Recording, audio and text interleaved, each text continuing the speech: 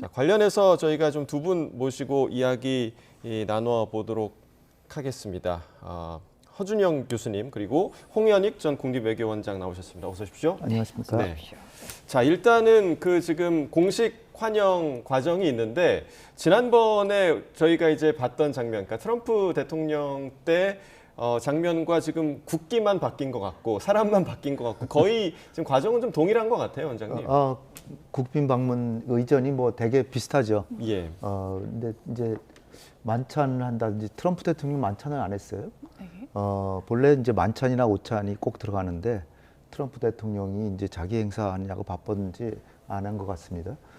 글쎄 시 주석하고는 만찬을 하지 않을까 생각되는데 모르죠. 예, 그것도 예. 두고 봐야 되는데 보통은 국빈 방문이면 만찬, 오만찬을 꼭 합니다. 또 뭐 의장대 사이라든지 레드카펫 또 뭐 예포를 쏘죠. 예포. 트럼프 대통령 왔을 때 21발 쐈는데 시진핑 주석 왔을 때도 쐈겠죠. 네. 21발을 쏘고 그다음에 국회 같은 데 가서 연설도 하고 그러는데 저기 이제 경주니까 네. 국회하고 멀으니까 그런 건 잘 안 이번에는 어렵겠습니다만은 시 주석이 아마 오늘 떠나지 않나요? 네, 그러니까 오늘 밤에 떠나는 근데 걸로 뭐 알려져 중국은 있습니다. 가까우니까 그 만찬을 같이 하실지는 제가 모르겠어요. 하여튼 공식 방문을 더 넘어서서 국빈 방문한다는 것은 최고의 의전을 갖춰서 국가 간의 관계를 완전히 이제 다시 회복하고 정상화하고 향후에 이제 미래 발전도 같이 기약하고 하는 그런 의미가 있기 때문에 우리가 요번에 반드시 그 두 분은 우리 G2라 그러잖아요. 미국하고 중국이 제일 중요하니까 예. 그 두 정상은 그렇게 국빈 방문으로 우리가 아주 강력히 주장해서 된 것 같습니다. 네.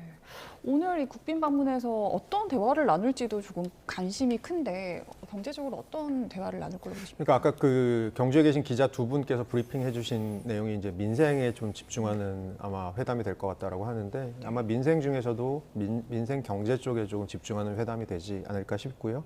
뭐 여러 가지 우리가 이제 좀 중국과의 교류를 확대하는 부분이 있는데 최근 들어서 우리 이제 중국과 서로 무비자 이제 관광객 하고 있는데 요거 한시적으로 하고 있는데 요걸 좀 항구적으로 할 수 있는 방안들에 대해서 논의할 수도 있고요. 저희 올해가 한중 FTA 10년 차입니다. 그래서 작년 한 5월부터 2차 FTA 2단계에 대해서 협상 재개에 들어간 데 이제 합의를 했거든요. 네. 그런 데 대해서도 이 협상을 기존의 상품 중심의 FTA에서 좀 더 서비스와 여러 가지 비관세 장벽까지도 포함한 FTA로 어떻게 확대할 수 있는지에 대한 얘기들, 그리고 가장 중요하게 이번에 그 에이펙의 저희 그 CEO 서밋에 환영사 하실 때 이재명 대통령이 하셨던 얘기 중에 아주 강조점 중에 하나가 공급망이었었습니다. 예. 그런 측면에서는 중국의 공급망, 특히 히토류 같은 광물 자원들에 대한 공급망 얘기들 이런 것들도 하지 않을까 싶습니다. 예. 자, 지금 보고 계시는 장면 조금 전 국립경주박물관의 장면입니다. 이재명 대통령이 경주박물관 천년미소관 앞까지 이제 마중을 나와서 시진핑 중국 국가주석의 전용 차량이죠. 홍치 N701 차량에서 내리는 시진핑 주석을 맞이하는 모습이었고요. 그리고 안으로 지금 이동하는 모습 다시 한번 보고 계십니다. 사실 지난번 그 한미 정상회담 때 트럼프 대통령에게 준 선물이 아주 화제가 됐었고 트럼프 대통령도 아주 마음에 들어했다. 그 금관과 관련해서요. 그리고 우리 정부에서는 무궁화 대훈장을 수여하기도 했는데 이번에는 과연 그 시진핑 중국 국가주석에게는 섭섭하지 않게 어떤 선물을 할 것인가가 좀 주목이 됐는데 지금 선물 목록이 나왔습니다. 저희 자막으로도 보내드렸는데요. 시진핑 중국 국가주석에게는 고급 바둑판과 또 자개 쟁반을 선물을 했다라는 얘기가 들렸는데 시진핑 주석이 바둑을 상당히 좀 좋아하나 봐요. 중국이 원래 예전부터 네. 삼국지에도 나오잖아요. 예, 바둑이 이제 신선 노름이니까 그 전략을 짜고 그 큰 그림을 그리고 그러는데 바둑을 중국인들이 예전부터 선호를 했고 지금도 뭐 한중일 삼국이 바둑이 최강이죠. 근데 요즘 우리 바둑 선수들도 뭐 아주 잘 두지만 중국이 예전부터 바둑을 좋아하고 또 특히 시진핑 주석이 바둑을 좋아한다고 하길래 이제 바둑판. 근데 바둑판도 그렇지만 바둑알 같은 걸 이제 바둑알이 수백 개인데 예. 그거를 굉장히 좋은 돌로 하면은 아마 가치도 굉장히 나가지 않을까 생각되는데 돈이 문제가 아니라 하여튼 시진핑 주석이 바둑판이 뭐 많이 있겠죠. 예. 근데 이제 한국식 특색을 살린 뭔가의 특이한 바둑판을 선물했다 그러면은 좀 아주 관심이 깊을 것 같습니다. 예. 그거하고 이제 자개쟁반을 선물했다고 하는데요. 트럼프 대통령은 뭐 무궁화 대훈장이란 걸 보여주니까 그거 직접 지금 빨리 해보고 싶다. 네. 근데 그게 금이 상당히 들어와서 1억 3천만 원인가 맞습니다. 예. 금이 들어갔다 그러고요. 금관도 이거를 본래 미국에 우리가 날라서 미국에서 이제 주려고 그랬는데 자기가 직접 가져가겠다 그래가지고 그리고 백악관에 어디 배치하겠다고 하는 예. 것도 이렇게 다 선정을 해놨다 그러고요. 예, 에어포스 원에 실으라고 했다고 예, 예. 하더라고요. 예. 그리고 그 밈이 이제 여기저기 막 돌아다니는데 왕관 쓰고 막 춤추고 그런 예, 밈이 예. 막 돌아다니고 있습니다. 그러니까. 근데 시진핑 주석 같은 경우는 바둑 애호가로 유명해서 2014년 방한했을 당시에는 저희가 그때는 바둑 알을 선물했었죠. 네. 아 예. 그럼 세트로 이번에는 바둑판 만들었나? 그 부분을 아마 정부에서 고려한 것 같습니다. 그러니까 11년 전에 시 주석이 방한을 했을 때 네. 우리 측에서 바둑알을 선물을 했다고 하고 네. 또 당시에 선물했던 바둑돌을 이제 놓을 수 있는 최고급 비자나무 원목으로 만든 바둑판을 네. 이번에 좀 선물을 했다. 뭐 11년 전과 약간 세트 같은 그런 개념도 좀 있는 것 같고요. 네, 중국과는 바둑과 관련한 선물이 많은 것 같아요. 저희 문재인 전 대통령이 2017년에 중국에 갔을 당시에도 옥바둑 세트를 선물을 하기도 했었더라고요. 네. 예. 자, 그리고 이제 이후의 일정 같은 경우는 지금 저희가 이제 아무래도 미국 정상회담, 한미 정상회담과 좀 비교를 할 수밖에 없는 그런 네. 상황이긴 한데 트럼프 대통령 같은 경우는 굿즈를 같이 이제 둘러보는 그런 네. 시간도 있긴 했는데 지금 시진핑 주석과는 요 이제 방명록 작성하고 요 다음 스텝으로 좀 어떤 부분을 할지에 대해서도 조금 궁금해지는 대목이긴 한데 일단은 어느 정도 우리 정부의 의도는 트럼프 대통령에게는 약간 조금 더 좀 환심을 사려는 그런 의도가 있었던 것 같아요. 시 주석에게는 좀 다를까요? 어떻게 좀 예상하세요? 지금 뭐 중국의 요즘 자존심이 미국하고 과거와는 좀 달라져서 굉장히 미국을 대체해서 세계를 주도하겠다라는 의도도 이렇게 비치고 있기 때문에 의전에 한치도 소홀해서는 안 된다고 이제 생각이 되고요.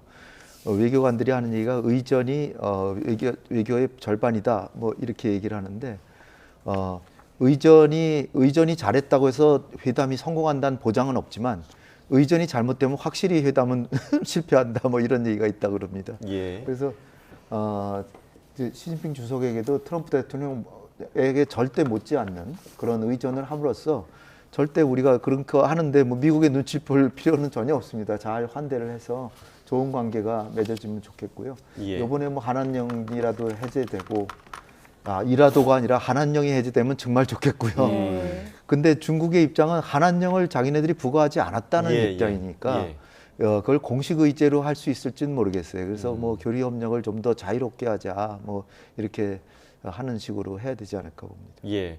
자, 지금 한 가지 좀 정정해 드릴 부분에 조금 전에 이제 홍 전 원장님께서 한미 정상회담 때 만찬이 없었다라고 얘기를 해주셨는데 만찬이 있었습니다. 있었어요? 예, 있었습니다. 제철 식재료 또 지역의 특산물 경주 햅쌀을 활용한 한식 3코스로 이제 만찬이 있었고 오찬. 예. 네. 오찬은 예, 있었고요.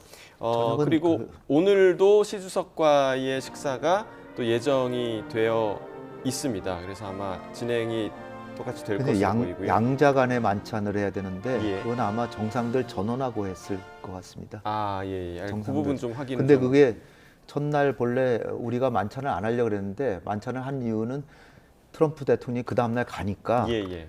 트럼프 대통령이 온 사람들하고 인사하고 그런 기회를 하려고 의도적으로 일부러 만찬장을 그날 했다는 거예요. 그래서 근데 이제 뭐 국빈 방문이라 그러면 양자 만찬을 해요. 양자 만찬을 말씀하시는 그 양자 거군요. 만찬을 해야 되는데 예, 저거는 예. 이제 전부 많은 사람들 오히려 트럼프 대통령 그걸 더 좋아했을 거예요. 여러 예, 사람들하고 인사하고 그런 기회를 했어요. 알겠습니다.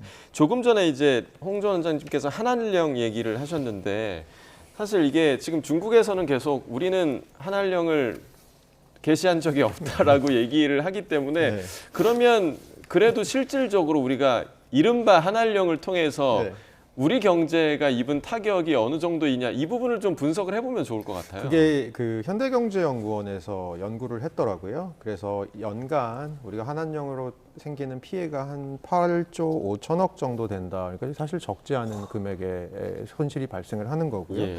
이런 손실은 이제 중국인 관광객들이 뭐 안 오는 부분, 그리고 우리나라 컨텐츠들 최근 들어서 뭐 어쨌든 간에 K-팝이나 K 컨텐츠들 굉장히 잘 하고 있는데 이런 컨텐츠들이 중국으로 나가지 못해서 막히는 부분 여러 가지가 있습니다. 최근 들어서 뭐 어느 걸그룹이라고 얘기를 할 수 없지만 저는 개인적으로 걸그룹을 되게 좋아해서요. 근데 한 걸그룹이 중국 콘서트를 기획했다가 또 그 콘서트가 무산된 적도 있거든요.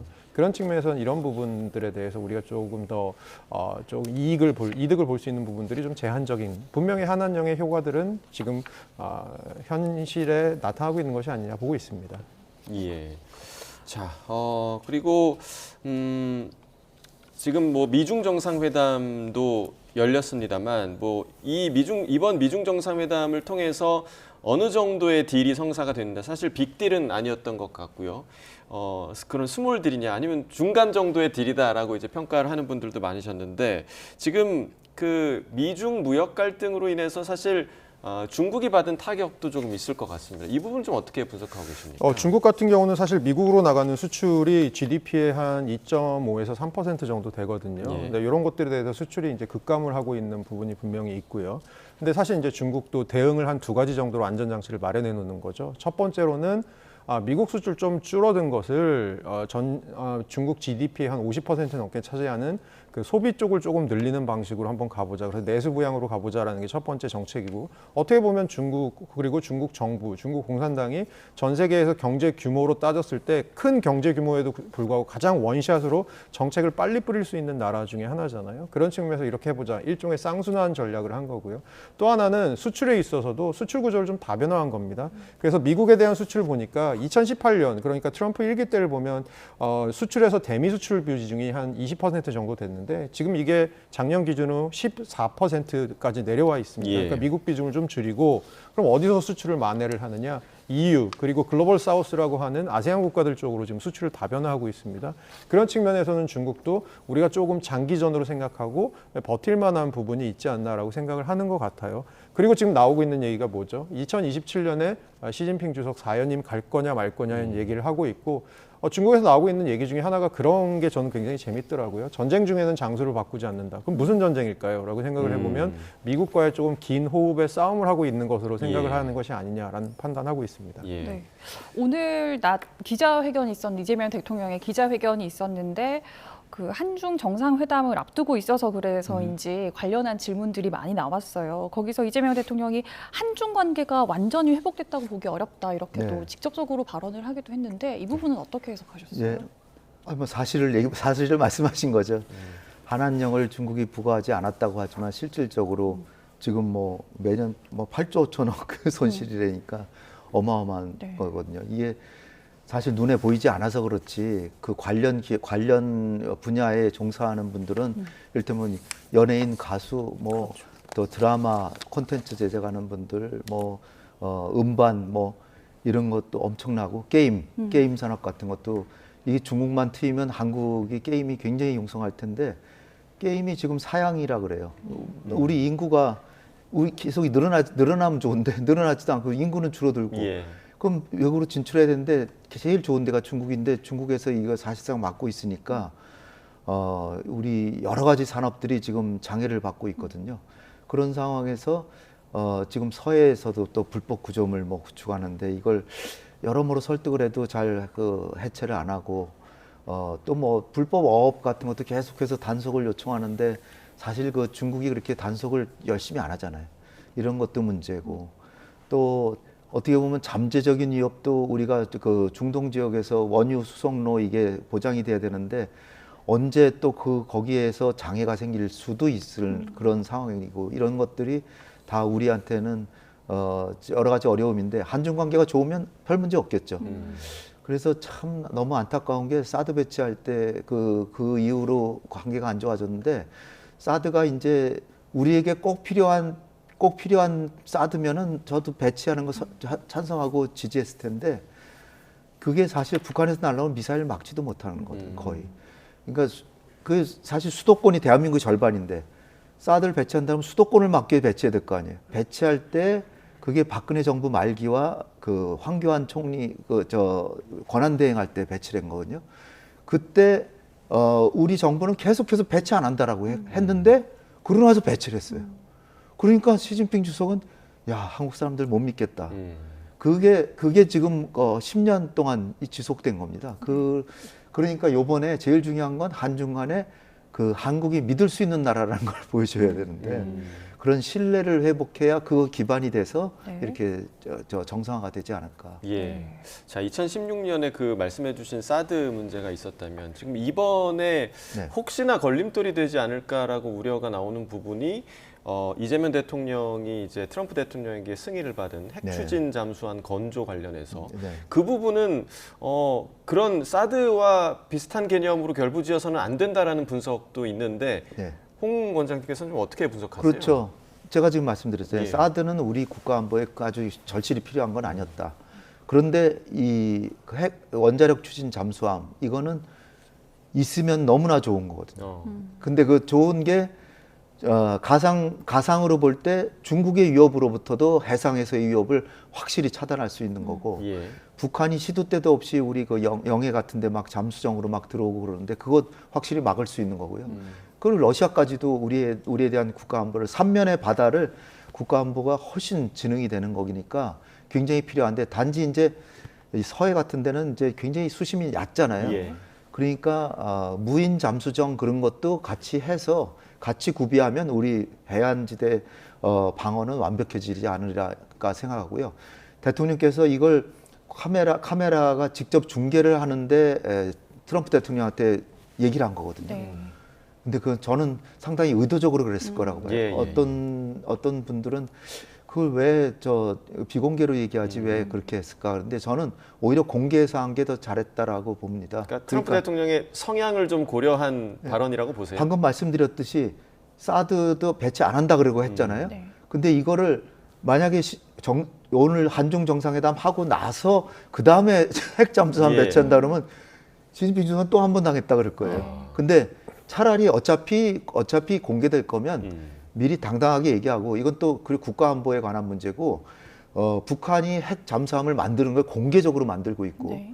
그다음에 뭐 만들다고 해도 뭐 바로 만들기 하겠어요. 그렇지만 하여튼 노골적으로 한다 그러고 핵으로 우리를 위협하고 있고 그러니까 우리는 핵무기를 갖고 다니는 잠수함이 아니라 핵 동력 잠수함이에요. 예. 이거는 그 핵 확산의 그 NPT 조약에도 위배되는 게 아니라고 우리가 또 성명까지 냈듯이 저는 오히려 이런 부분은 당당하게 만약에 시 주석이 오늘 그 얘기를 꺼낸다고 해도 이거는 오히려 국가 안보에 꼭 필요한 것이다. 그리고 중국이 오히려 한반도의 비핵화를 북한한테 좀 역할을 옛날에는 육자회담도 주재하고 그래서 네. 굉장히 우리 한반도 평화를 위해서 공을 많이 세웠는데 예. 요즘에는 좀 잠잠하신 것 같다. 오히려 거꾸로 역공을 할 수도 있을 거라고 저는 봅니다. 네. 이게 우리 안보에 필요하다는 게 핵 추진 잠수함, 핵을 네. 연료로 사용한다는 그러니까 소형 거죠. 원자로. 네네. 지금은 이제 디젤 엔진으로 이제 하는데 네. 그거를 소형 원자로로 해서 SMR이라고 하는 거를 해서 그걸 장착해서 하면은 이게 몇 달 동안 한 번만 나오는데 잠수함이 어디인지 몰라야 이게 효용이 있는 건데 네.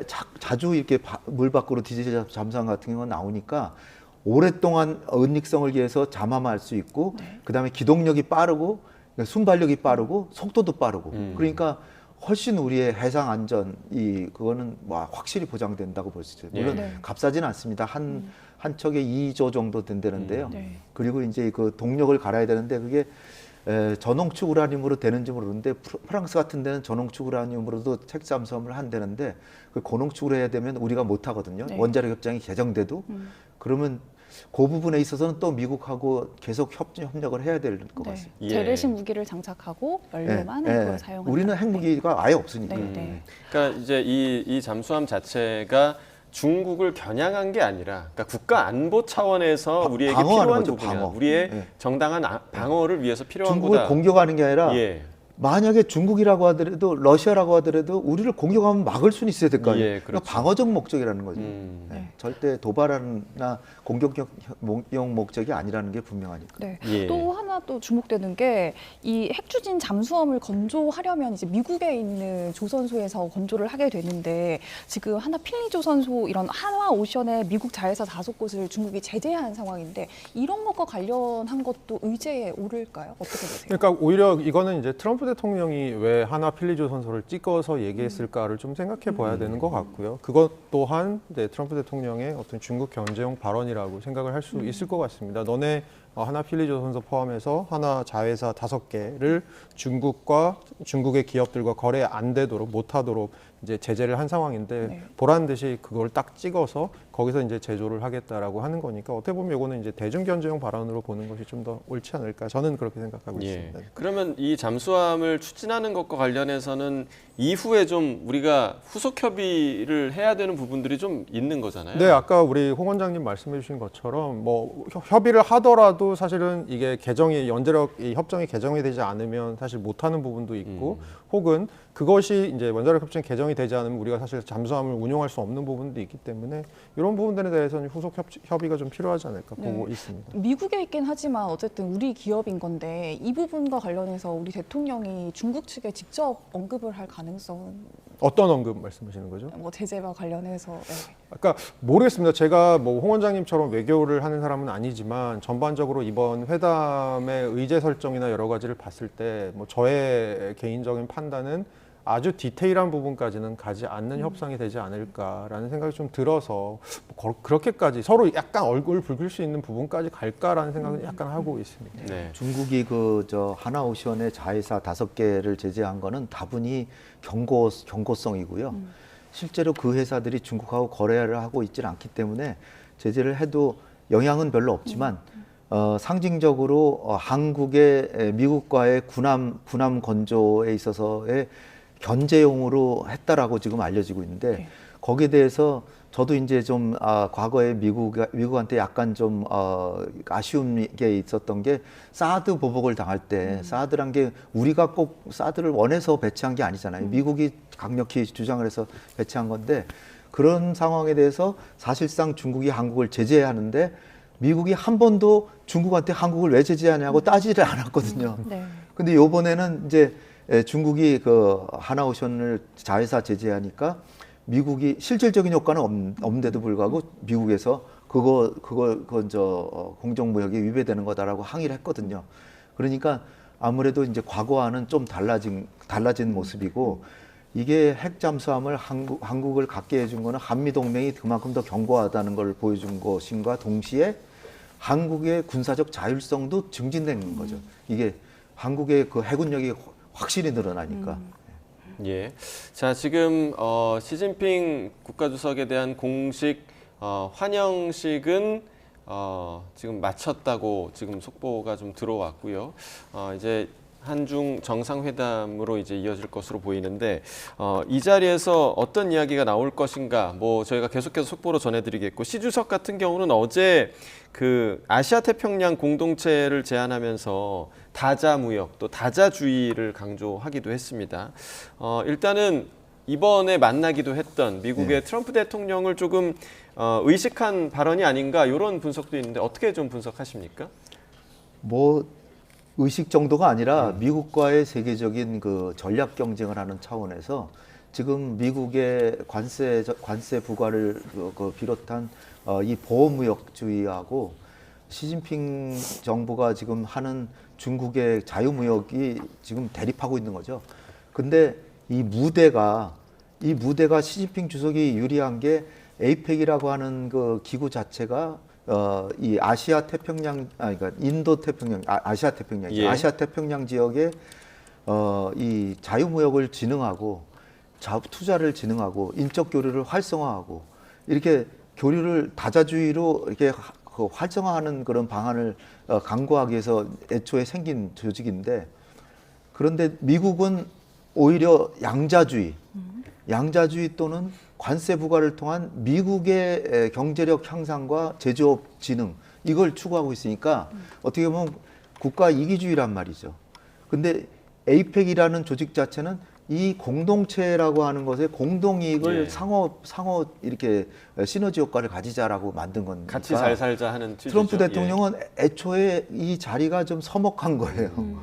바이든 대통령은 안 서먹하지만 예. 트럼프 대통령은 서먹한 겁니다. 그래서 그렇다고 해서 아예 안 올 수는 없고 겸사겸사해서 시진핑 주석도 만나야 되고 또 김정은도 가능하면 만날 수도 있고 하니까 이래서 온 거지. 예. 원래는 오기 싫은 거죠. 그래서 정상들 회담하는 데는 아예 끼질 않고 그냥 가버렸는데 이거는 단지 에이펙뿐 아니라 G7이나 이런 거 할 때도 거의 뭐 6대1 또는 6대1이 아니라 G7이지만 거기 또 유럽 기구들이 또 들어가 있거든 G7에. 예. 그러면 한 8대1 이렇게 거의 회담을 하고 하거든요. 그리고 회담하다가 그냥 중간에 가버리잖아요. 얼마 전에도 이재명 대통령이 취임하자마자 G7에 무리해서 가셨는데 예. 그 트럼프를 만나려고 하는데 첫날 하루만 있고 그냥 가버렸잖아요. 맞아요. 예, 예. 그러니까 굉장히 다자 회담을 싫어하는 거죠. 그리고 무엇보다도 자유무역을 지금 진행해야 되는데 보호무역으로 지금 미국이 선회했기 때문에 굉장히 어색한 자리이기 때문에 미국으로서는 불리한 회담에 온 것이다. 어차피 그런 상황에서 시진핑 주석이 이번에 놀랄만한 제안을 한 게 아태 지역에 자유무역지대를 만들자. 네. 그러면 거기 미국은 좀 그 수세에 몰릴 수밖에 없죠. 근데 아직 그거 보니까 경주 선언에도 얘기가 나오긴 나왔습니다. 아태 자유무역지대 의제를 논의하기로 네. 했는데 논의하는 거지 예. 지금 만드는 건 아니니까. 결정은 아니고요. 예. 자, 이제 미중 간의 정상들이 이제 미중 정상회담도 진행을 했습니다. 그러니까 시진핑 중국 국가주석이 김해 국제공항에 도착을 하자마자 이제 양국 정상들이 만났는데 그 미중 정상회담에 대해서는 뭐 여러 평가들이 있긴 하지만 시진핑 국가주석의 판정승이라는 평가도 뉴욕타임스에서 나오기도 했더라고요. 그러니까 그 결과에 대해서는 좀 허 교수님 좀 어떻게 분석하십니까? 뭐 먼저 이제 시청자분들 좀 아셔야 될 게 뉴욕타임즈는 약간 그 트럼프 대통령을 되게 예. 안 좋아합니다. 그거는 먼저 아셔야 될 부분이고요.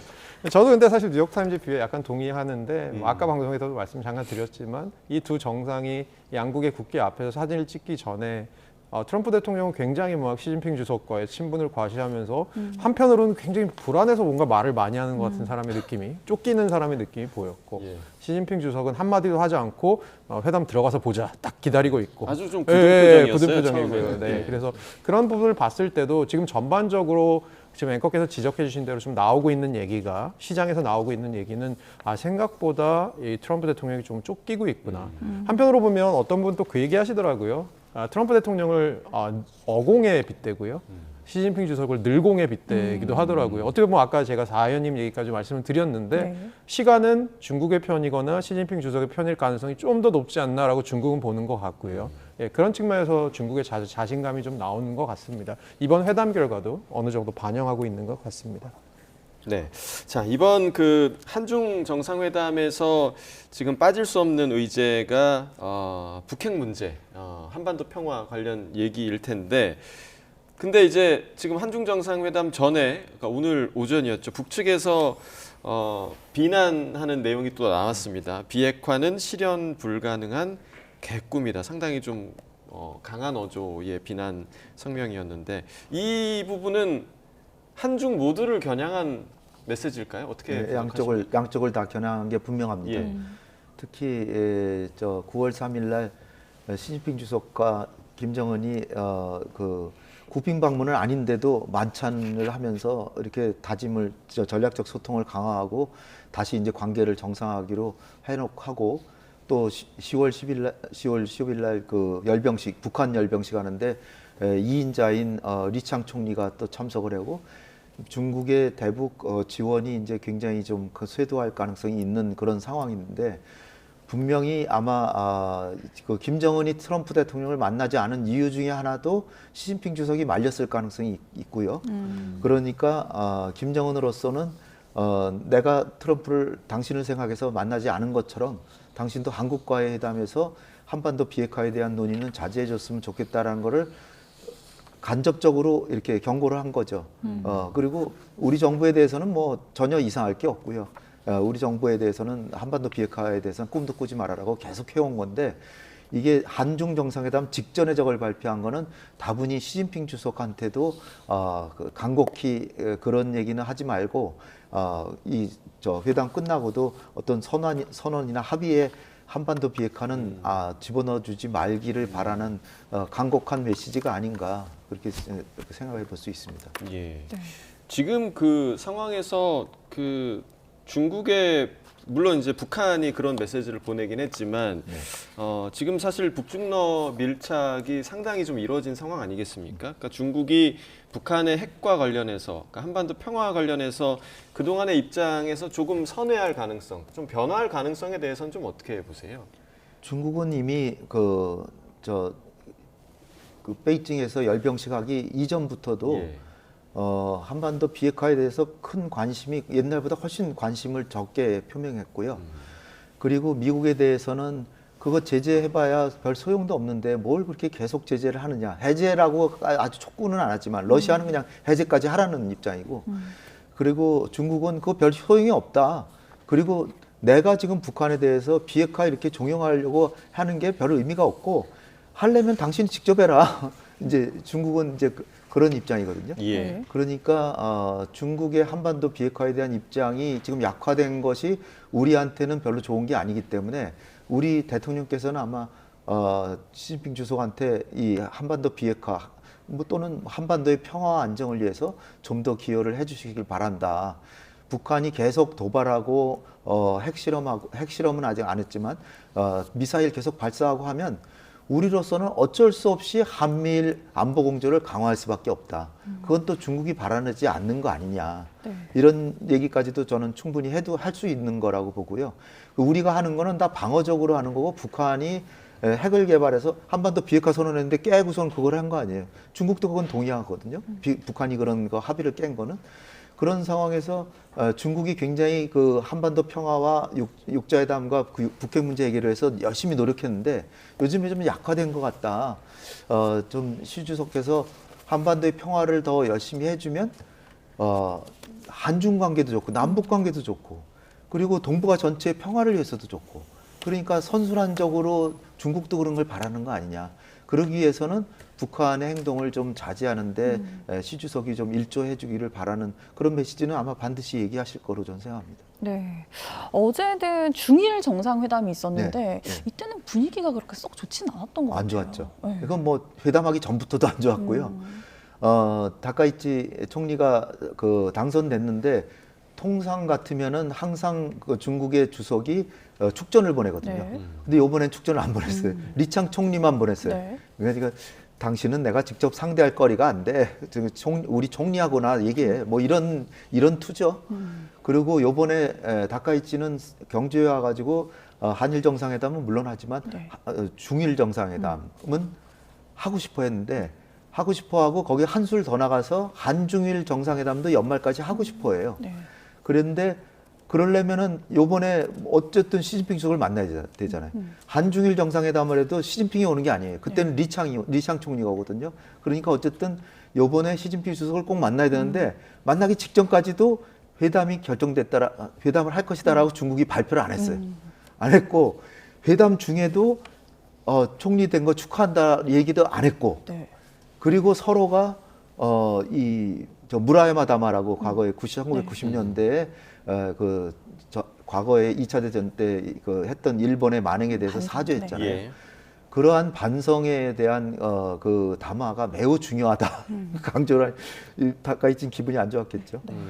그런데 다카이치는 또 뭐 그 대만 문제도 얘기하고 그다음에 뭐 인권 문제, 중국의 인권 문제도 얘기하고 그다음에 후쿠시마 오염수 때문에 수산물 수입 안 하는데 그것도 좀 사라 그러고 여러 가지 우려를 막 시진핑 주석이 듣기 싫은 얘기 막 한 거예요. 네. 그러니까 서로 간에 공방전이 사실 벌어지고 근데 물론 그럼에도 불구하고 서로 소통을 강화하고 서로 협력하자고는 했지만 전혀 우호적인 분위기가 아니었습니다. 그러면 그 다카이치 사나이 일본 총리 같은 경우는 이번 에이펙 정상회의 참가로 네. 인해서 좀 얻어가는 게 어떤 게 있을 거라고 좀 보십니까? 우리 이재명 대통령과의 회담에서는 그 어떤 셔틀 외교를 예, 예. 지속하는 것도 예. 확보를 했고 이재명 대통령이 사실 좀 걱정도 하긴 했는데 만나서 얘기를 해보니까 굉장히 훌륭한 정치인이더라고요. 네, 오늘 이렇게 기자회견에서 네. 한일 관계는 계속된다는 것도 보여줬고, 그리고 총리가 된 지 불과 며칠 안 돼서 이렇게 마치 자기 총리를 축하하듯이 20여 개국 정상들이 모여서 있는 자리에 가서 다 상견례, 아니, 얼마나 편하게 다 상견례를 했습니까? 그러니까 뭐 일본으로서도 얻은 게 없다고 할 수 없죠. 예. 자, 이 얘기도 좀 해보겠습니다. 그러니까 오늘 에이펙 정상회의가 공식 폐막을 했는데 이제 뭐 에이펙 정상회의의 공식 일정은 다 마무리됐다 이렇게 좀 봐도 되는 거죠? 다 끝났죠. 예, 정상들 다 돌아가고 있습니다. 예. 이번에 이제 경주 선언이 채택이 됐는데 조금 전에 홍 전 원장님도 얘기를 해주셨지만 자유무역과 관련한 문구가 어떻게 좀 들어갈까? 아태 자유무역지대라는 표현이 들어갔습니다. 이 표현은 향후에 좀 어떤 행동으로 좀 이어질 거라고 예상을 하십니까? 그러니까 아까 홍 원장님 말씀해 주신 예. 대로 아태 자유무역지대를 앞으로 하자라기보다는 앞으로 아태 자유무역지대에 대한 논의를 시작해 보자라고 하는 일종의 이니시에이트 단계라고 생각을 하고요. 예. 뭐 중국이 이제 뭐 지금 트럼프 대통령이 없는 상황에서 시진핑 주석이 얘기는 했지만 한편으로는 또 어떤 그 중국을 제외한 나머지 국가들 같은 경우는 사실 미국하고 중국 사이에서 밸런스를 또 잡아야 되는 측면도 저는 경제적으로는 있다고 생각을 예, 하거든요. 예. 그런 측면에서는 다른 나라들을 생각해 보면 그 나라들은 그렇게 한쪽으로 경도될 수가 없습니다. 그런 측면에서는 아주 신중한 접근법이라고 생각을 하고요. 예, 그렇게 보고 있습니다. 예. 근데 이제 공동선언이라는 게 만장일치로 네. 채택을 해야 되는 거잖아요. 네. 그러면 이 아태 자유무역지대와 관련한 것도 미국 측에서도 동의를 한 부분이겠죠. 지금 뭐 트럼프 대통령은 없지만 지금 스캇 베센트 재무장관이 지금 함께 했었는데 네. 미국의 반대는 없었을까요? 당연히 이 구조는 들어가기 싫어했겠죠. 미국은. 그렇지만 미국 혼자서 마냥 뭐 비토할 수 있는 건 아니고요. 그게 이를테면은 만약에 미국이 반대를 해서 이 구절이 빠진다 그러면 이게 소문이 나가지고 미국 때문에 그 구절이 빠졌다 뭐 해서, 그러니까 미국 책임론이 등장할 수도 있는 거죠. 그러니까 미국이라고 만장일치라고 해서 그냥 마냥 얘기하고 이렇게 투정 부리듯이 할 수는 없는 거고, 그 대신에 보면 자유무역을 수호한다 뭐 이런 게 들어가야 되는데 그건 빠졌거든요. 서로 바꿨을 거예요. 교환. 주고받고 하면서 이 정도 문구면은 그래도 미국도 받아들일 수 있지 않습니까? 의제를 논의한다는데 뭐 논의하는 거는 그 정도는 괜찮다. 그다음에 자유무역을 안 하는 대신에 견고한 무역 및 투자가 아태 지역 성장과 번영에 필수적이다. 이 정도는 들어갔어요. 견고한 무역이라 그래서 자유무역이 아니라 견고한 무역. 네. 그리고 거래 비용을 낮추며 무역을 촉진하기 위해 역내 및 글로벌 연계성 강화를 추진한다. 여기도 보면 무역을 촉진하기 위해 이렇게 들어가 있잖아요. 예. 그래서 자유무역이 이렇게 여기저기 이렇게 좀 나눠져서 숨어서 있는 거지. 그러니까 자유무역을 수호하고 이렇게 되면 미국이 그럼 그 당장에 모든 회원국들이 너 관세 왜 매겨? 자유무역이 좋다는데 그렇게 될 거 아니에요. 네. 단지 이제 그건 아니지만 실제적으로 관세 그건 계속 되는데 우리 또 자유무역이 좋으니까 나머지 지금 남아 있는 회원국들은, 그러니까 이게 결국 정치가 타협의 산물이 아닌가 네. 그런 거죠. 경주 선언에서는 빠졌지만 외교 통산 장관들의 공동 성명에는 WTO의 중요성을 인정해야 된다 이런 내용이 담겼다고 그렇죠. 하더라고요. 그러니까 분산돼서 전면에 부각만 안 시키면, 특히 중요한 게 트럼프 대통령 체면을 존중하니까 체면상하지 않게 네. 뒤에 가서 옛날에도 그 G7 정상회담을 하고 김정은을 싱가포르 만나러 갔나 뭐 하여튼 그런데 거기서 중간에 이제 나와버렸거든요. 근데 이제 캐나다 총리가 막 트럼프 대해서 볼멘 소리를 하니까 비행기 내에서 그냥 그 트리도 총리 거예요. 트리도 총리 예. 그냥 완전히 뭐 엄청나게 그 비난을 퍼붓어요. 그런 것처럼 트럼프 대통령 정말 아무도 못 말리기 때문에 그 심기를 좀 편안하게 이렇게 해줄 필요는 있을 것 같아요. 예. 그리고 또 하나 인상적인 문구가 문화 창조 산업이라는 거를 명시를 했는데 이건 어떻게 보면 되는 건가요? 그러니까 이번 정부가 역대 정부 중에 처음으로 대중문화에 대한 공약이 대통령 10대 공약에 들어간 정부이고요. 우리 정부는 사실은 최근에 대통령께서도 말씀하시는 거 잘 들어보면 K-컬처나 K-팝이나 여러 가지 컨텐츠에 대한 얘기가 굉장히 많으세요. 그렇게 봤을 때는 이 분야에 대해서 굉장히 앞으로 육성을 하고 싶은 마음을 갖고 있을 것 같은데 저는 오히려 오늘 좀 놀란 부분은 에이펙이라는 어떤 아울렛을 통해서 우리가 갖고 있는 이런 생각들이 실제로 이 마지막에 선언문에 들어갔다. 그래서 문화창조 산업을 앞으로 아태의 지역의 신성장 동력으로 삼겠다라고 하는 것이 어떻게 보면 우리가 갖고 있는 생각들이 이제 이 에이펙에까지 좀 확대된 것 같아서 그 부분은 좀 놀라웠었습니다. 예. 자, 그리고 이 대통령이 푸트라자야 비전 2040을 재확인했다. 이렇게 언급을 했는데 이건 어떤 개념입니까, 원장님? 이게 이제 5년 전에 2020년에 말레이시아에서 5년마다 이제 그 미래 비전을 이렇게 그리는데 2040년에 어떻게 하자 뭐 이런 내용인데요. 그 내용이 뭐 다 좋은 겁니다. 뭡니까? 세 가지인데 여기 있구나. 무역 투자 자유화, 디지털 경제, 포용적이고 지속 가능한 성장을 하자라고 2020년에 2040년 비전을 제시를 한 거예요. 그래서 이제 우리 한국발 뉴딜 사업 정책과 맥락이 같다. 무역 투자 자유화 이건 뭐 좋은 거지. 디지털 우리 하려고 그러고 포용적이고 지속 가능한 성장 누구나 다 동의할 수 있는 내용인데 그것을 다시 이제 5년이 지났으니까 다시 한번 그쪽으로 간다라고 다시 한번 다짐을 받은 거죠. 이제 내년 의장국은 이제 중국입니다. 네. 선전에서 다음 회의가 열릴 거라고 하는데 네. 선전은 어떤 도시인가요? 선전이 중국의 개혁 개방의 상징인 지역이죠. 홍콩 인근에 네. 광저우하고 홍콩 사이에 굉장히 한 20-30년 동안 엄청나게 발전을 해서 중국의 4대 도시인가 3대 도시예요. 지금 우리한테는 조금 덜 알려져 있지만 네. 정말 뭐 마천루가 막 들어서 있고 중국판 실리콘밸리라고 생각하시면 되고요. 정말로 거기에 화웨이 같은 게 아마 거기 있을 겁니다. 화웨이 뭐 그런 중국의 IT 산업의 산실이고 그러니까 시진핑 주석이 내년에는 아마 중국의 엄청난 번영의 상을 세계에 과시하고 싶어 하는 것 같아요. 저는 상하이나 베이징이 또 될 줄 알았는데 또 다른 도시를 예. 그거는 그야말로 지난 수십 년간의 중국의 번영을 이룬 거 그걸 아마 과시할 그런 회담으로 삼으려는 것 같습니다. 네. 이번 그 에이펙에서 주목됐던 부분들은 뭐 CEO 서밋 등을 통해서도 이제 나온 부분인데 한국의 AI 3대 강국 목표를 전 세계에 좀 각인시킨 듯한 그런 생각이 좀 들거든요. 그러니까 이 대통령의 AI 이니셔티브 제안에 대해서는 좀 어떻게 좀 평가를 하십니까? 그러니까 사실은 정부가 출범을 하고 저는 개인적으로 이번 정부가 기존의 진보 정부들이랑 이렇게 조금 그 공약을 비교했을 때 제일 눈에 띄는 부분이 신성장 동력에 대한 얘기인데 그 신성장 동력 한마디로 우리의 다음 먹거리에 대해서 AI를 중점적으로 활용을 하겠다라는 얘기들을 많이 했던 것으로 공약집에서도 나와 있는데요.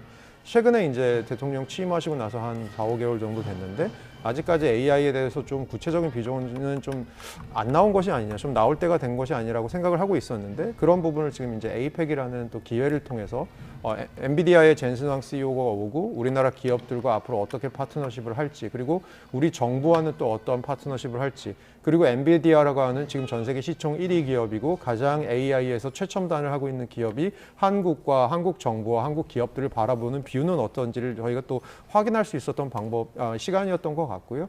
그 이제 일환으로서 저희가 뭐 최근에 돈을 주고도 구할 수가 없다고 하는 엔비디아 최신 사양의 GPU를 26만 장을 지금 저희가 받기로 한 부분도 있고 이렇게 봤을 때는 어떻게 보면 대통령 말씀하신 것처럼 동북아의 AI 허브 AI는 사실은 지금 1위 국가가 미국이고 2위 국가가 중국이고 우리나라는 AI 측면에서는 한 10위권 정도 국가로 지금 보통 판별이 되고 있는데요. 그런 측면에서는 우리가 이 중국과 미국과 중국을 제외한 나머지 국가들 중에서 조금 점프업을 할 수 있는 동북아의 AI 허브로 나갈 수 있는 그런 또 방안을 이번 에이펙을 통해서 확인하는 것이 아니냐, 또 모색한 것이 아니냐 정도 생각하고 있습니다. 네, 그 GPU 방금 언급해 주셨는데 이게 뭐 아는 분들도 많겠지만 GPU 26만 장 공급이 우리에게 어떤 의미가 있는지 좀 구체적으로 설명해 주시죠. 저희 AI 보통 하려고 하면 여러분들이 여기 계신 시청자분들이 AI에 대해서 뭘 질문을 하시면 AI에서 그거를 이제 연산을 해갖고 뭔가 답을 줘야 되잖아요. 그럼 연산을 하려면 엄청나게 많은 컴퓨팅 파워가 들어가잖아요. 그 컴퓨팅 파워의 핵심이 GPU라고 생각을 하시면 되고요. 마치 컴퓨터 안에서 저희가 그 칩이 막 돌아가갖고 뭔가 컴퓨터가 연산이 되는 것처럼 그런 연산을 해주는 게 GPU라고 생각하시면 되는데 이 AI 같은 경우는 워낙 그 연결도가 중요하고 복잡한 계산을 해야 되고 하기 때문에 GPU가 그냥 저희가 생각하는 칩이 아니고 굉장히 고사양의 AI 칩이라고 불리는, 그래서 그래픽 카드를 AI 칩으로 쓰는 그 부분을 이제 GPU라고 하는데, 그 부분을 이제 전 세계에서 제일 많이 만드는 회사가 엔비디아고, 이렇게 연결이 되는 거라고 생각하시면 될 것 같습니다. 그러면 이번에 그 젠슨 황 CEO가 뭐 이제 이재용 회장 또 정의선 회장과 치맥을 하는 장면도 상당히 좀 눈여겨본 장면이고, 사실상 젠슨 황 CEO가 한국을 새로운 시장으로 좀 선택을 한 것 같거든요. 그러니까 그 배경은 좀 어디에 있다고 보세요? 그 김용범 정책수석이 그 젠슨 황과 이재명 대통령 사이에 이제 회담이 있고 나서 한 얘기가 어떻게 보면 단초가 될 수 있는데, 한국은 보통 대부분의 나라들은 소프트웨어랑 제조업 중에 하나만 잘한다. 소프트웨어를 잘하는 나라가 있고 제조업을 잘하는 나라가 있고, 예를 들어서 유럽과 같은 경우는 제조업은 잘하지만 소프트웨어가 좀 약하고 뭐 이런 얘기를 하는데요. 한국은 몇 안 되는 그 둘 다를 잘하는 나라다라고 얘기를 했던 얘기가 기억이 나고요. 그런 측면에서 그 방금 전에 앵커께서 얘기해 주셨지만 삼성이야 워낙 뭐 지금 메모리 반도체도 하고 있고 HBM도 조만간 엔비디아에 납품 시작할 것으로 지금 관측이 되고 있어서 워낙 반도체 하는 기업이니까라고 생각을 하실 수 있는데, 현대자동차는 그럼 거기 왜 들어가느냐라고 생각을 하실 수 있는데, 현대자동차가 최근에 많이 하고 있는 분야가 로보틱스입니다. 로보틱스고, 엔비디아가 최근에 또 차세대 AI 산업으로서 눈여겨두고 하고 있는 부분이 뭐냐면 그 피지컬 AI라고 하는 부분입니다. 저희 보통 AI는 인간의 머리를 대체하는 거라고 생각하시면 되고요. 피지컬 AI는 거기다 몸을 붙이는 겁니다. 그렇게 생각하면 어떻게 보면 AI의 궁극의 단계라고 생각을 할 수 있는데, 지금 그 젠슨 황 CEO의 아들과 딸이 둘 다 엔비디아에서 일하고 있는데, 일하는 파트가 그 피지컬 AI 관련된 파트, 로보틱스 관련된 파트에서 일을 하고 있습니다. 그만큼 굉장히 핵심 사업이거든요. 그런 측면에서는 현대자동차, 엔비디아, 저는 사실 삼성전자와 엔비디아의 앞으로의 파트너십만큼이나 기대가 되는 부분입니다. 예. 지금 뭐 이번 그 젠슨 황의 그 입국 덕분에 뭐 여러 가지 우리나라 문화도 많이 좀 홍보가 된 것 같기도 하고요. 이번 에이펙을 계기로 글로벌 기업들의 투자 소식도 있는 것 같은데, 앞으로 좀 우리나라에 대한 투자가 확대될 거라고 예상하십니까? 그러니까 예를 들어서 지금 미국의 주식 시장을 뜨겁게 만드는 게 뭘까요?라고 생각해 보면 AI 랠리입니다. 그러면 어떻게 보면 AI는 지금 다음 세대 산업으로서의 이미 굉장히 중요한 위치를 차지하고 있는 것 같고요. 예를 들어서 그런 것 같습니다. 미국의 최근 들어서 GDP, 미국 실질 GDP 같은 것의 성장에 있어서 한 6분의 1이 AI 관련된 투자다라고 하는 얘기가 있습니다. 그만큼 AI는 굉장히 뜨겁습니다. 그런 측면에서는 우리나라가 아까 말씀드린 것처럼 AI에 대해서 동북아의 또 하나의 허브로서 성장할 수 있는 가능성이 있다면, 아마 AI는 또 무서운 점 중에 하나가 어떤 산업에건 갖다 붙일 수가 있다라는 점입니다. 그런 측면에서는 AI를 통한 제조업의 어떤 생산성 향상, 이런 것들이 있을 수가 있고요. 이런 부분들은 우리가 원래 잘하던 부분을 더 잘하게 만들 수 있는 부분이 될 수 있고요. 그렇게 된다면 만약에 외국의 기업들이 우리 기업들에 대한 투자뿐만이 아니고 관심도가 굉장히 높아지는 역할을 할 수 있지 않을까. 물론 최근 들어서 어쨌든 간에 경쟁은 치열해지고 있습니다만, 이번에 또 좋은 계기를 마련한 것 같아서 그분은 좀 환영할 만한 부분인 것 같습니다. 지금 언급해 주신 그 부분, 그러니까 제조업에 AI가 활용되는 부분은 보니까 이제 최태원 회장도 그 부분을 직접적으로 좀 언급을 했다고요. 제조업에 AI 활용해서 새로운 플랫폼을 만들겠다. 이런 비전도 좀 있는 것 같아요. 네, 그러니까 기존에는 인간이 알고리즘을 짜고 제조업을 막 여러 가지 알고리즘을 통해서 제조업을 생산성을 향상시키는 방법을 생각했다면, 그런 것들을 AI를 통해서 일종의 알고리즘화하는 방법도 있을 수 있고요. 그 여러분들 그 시청자분들 그 반도체 공장 생각해 보시면, 반도체 공장은 거기 안에서 일하시는 분은 굉장히 많지 않고요. 대부분 기계로 돼 있습니다. 그리고 기계로 돼 있고, 반도체 공장의 핵심은 천장에 있거든요. 천장에 수많은 벨트들이 한 500개에서 1000개 정도가 돌아다니면서 부품을 실어 나르는데, 이걸 얼마나 빨리 실어 나르고 이 벨트가 꼬이지 않게 실어 나르는지, 서로 동선이 겹치지 않게, 이게 어떻게 보면 반도체 공장의 핵심이거든요. 이런 것들을 AI를 통해서 할 수 있다면 우리가 지금 할 수 있는 걸 더 잘할 수 있는 그런 계기가 될 수도 있는 거죠. 네. 잠시 뒤에 뭐 4대 그룹 총수와 시진핑 주석과의 만남도 예정이 돼 있는 걸로 알려져 있습니다. 만난다면 어떤 부분을 또 논의하게 될까요? 그 4대 그룹 총수와 시진핑 주석과 아마 이제 중국에서 온 중국 기업 CEO들이 또 같이 만나게 될 것 같은데요. 누가 들어왔냐를 보니까 CATL을 하고 하는 전 세계에서 가장 이제 큰 그 배터리 회사의 CEO가 들어왔고요. 또 그 중국에서 큰 그 커머스 사업을 하는 CEO도 들어왔습니다. 그렇게 봤을 때는 적어도 생각해 볼 수 있는 분야가 CATL이 최근 들어서 현대자동차에 조금 납품을 늘리고 있거든요. 왜냐하면 이제 가격 경쟁력이 워낙 좋아서요. 그런 측면에서 한편으로는 또 우리나라 그 현대자동차와의 또 파트너십 생각해 볼 수 있고요. 또 한편으로는 우리나라에서 이렇게 만드는 배터리 제조 그 기계들이 중국 기계들에 비해서 좀 수율이 좋습니다. 그런 측면에서는 좀 수율이 높은 기계에 대한 확보를 이분이 좀 하시고 싶어 할 것 같아서 또 다른 이 반도체, 배터리 기계 만드는 업체들하고도 또 얘기가 가능할 것 같고요. 또 한편으로는 최근 들어서 공정위에서 무슨 생각들을 좀 하고 있냐 하면 최근 들어 C-커머스가 굉장히 성장을 하고 제가 뭐 이름만 대도 알만한 기업들이 지금 들어와 있잖아요. 예, 예. 그런 기업들이 우리나라에서 활동하는 것에 우리나라의 다른 플랫폼 기업들과 조금 이해상충 같은 건 없는지 공정한 경쟁인지 이런 것들에 대한 이슈가 있거든요. 거기에 대해서는 또 공정위는 조금 그 어떻게 보면 그 모니터를 하는 범위를 좀 넓히거나 이럴 것 같거든요. 그럼 이제 이 중국 기업들은 좀 여기에 대해서 또 눈을 켜고 볼 겁니다. 그런 부분들에 대해서 또 협의를 한다거나 여러 가지로 지금 우리 산업과 얽혀있는 부분 아주 많다고 볼 수 있을 것 같습니다. 네, 4대 기업 총수들과 시진핑 국가주석의 만남의 결과도 저희가 좀 주목해 봐야 할 것 같고요. 저희가 이제 조금 전에 그 왼쪽에 그래픽 화면으로 보여드렸습니다.만 에이펙 그 이제 마지막으로 하는 기념 촬영도 상당히 좀 화제가 됐습니다.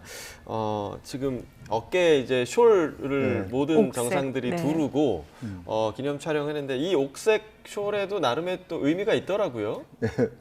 그러니까 전통 의상을 통상 이렇게 다 같이 입고 기념 촬영을 하는 게 하나의 전통으로 처음부터 자리 잡았었는데 그러다가 2005년인가 뭐 그때부터 왜 굳이 뭐 그 전통 의상 입을 거 있냐 자유롭게 입고 하자 뭐 그래서 한동안은 자유복장으로 하다가 다시 또 그 전통 의상으로 돌아서서 하다가 요즘에는 완전히 옷은 다 같이 안 입으면서 이게 기념적인 그 쇼를 같이 한다든지 이런 목도리를 같이 하고 그런 식으로 또 바뀌고 그러니까 이게 저는 그 전통 의상 입었을 때 그 기념 촬영이 좀 멋있었던 것 같은데 그 의미도 깊고 예. 네. 근데 그게 굳이 뭐 한 복장을 할 필요가 있냐라는 게 왜 그렇게 등장했는지 제가 잘 모르겠는데요.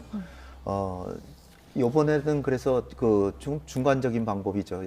양복 입고 자유복장으로 하되 같이 한국식 옥색 전통의 회복 성장 평화를 의미하는 그런 쇼를 두르고 단체 사진 촬영을 했다고 합니다. 어쨌든 통일성이 있어 보이니까 좋잖아요. 예, 그렇습니다. 옥색 숄을 두르고 마지막 이제 단체 사진을 찍는 정상들의 모습까지 확인을 할 수 있었고요.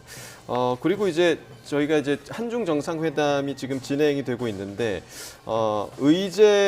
의제로 올라갈 것 중에서 지금 예상되는 부분이 중국이 서해에 설치한 인공 구조물 이 부분도 좀 서로 좀 민감한 사안이라고 하던데 이건 어떤 겁니까?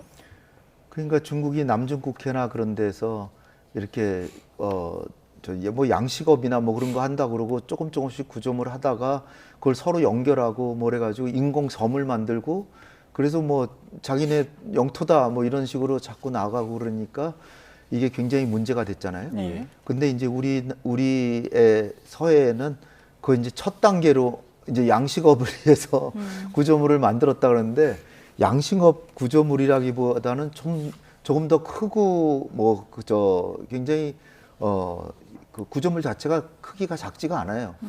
그래서 우리가 뭐 하나 이렇게 가서 계속해서 관찰을 하기 위해서 가서 보면 또 막거든요.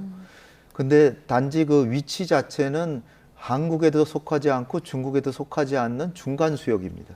그러니까 서로 상의해서 협의해서 합의만 되면 그런 거 설치도 할 수도 있는데 국제법에서 이제 서로 사전에 그 상의하고 협의하라고 돼 있는데 안 하고 그냥 임의로 만든 거죠.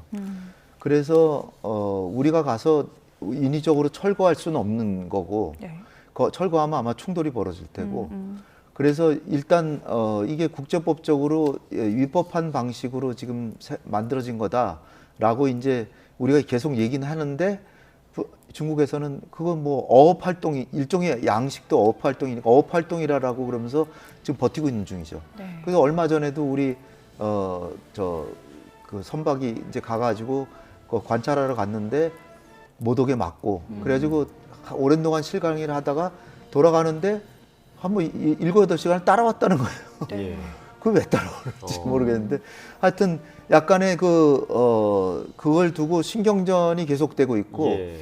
약간 불안한 건 있죠. 또 그거 말고도 이어도라고 하는 그 제주도 남쪽의 그 섬도 그것도 영토 분쟁이라고 하긴 뭐하지만 하여튼 그것이 어디에 누구 쪽에 속하느냐를 가지고도 굉장히 서로 간에 지금 잠재적인 갈등 요소가 되고 있습니다. 예. 그래서 이 부분을 근데 우리 대통령이 이거를 얘기를 하느냐 마느냐는 글쎄요. 지금 서로 간의 관계 개선을 바라는데 민감할 수 굳이 있는 부분. 대통령 차원, 그러니까 정상 차원에서 이거를 언급하는 게 과연 좋으냐 네. 이런 문제는 있습니다. 네. 근데 중국이 먼저 얘기할 리는 없고 우리 대통령이 거론하면 하시는 건데 네.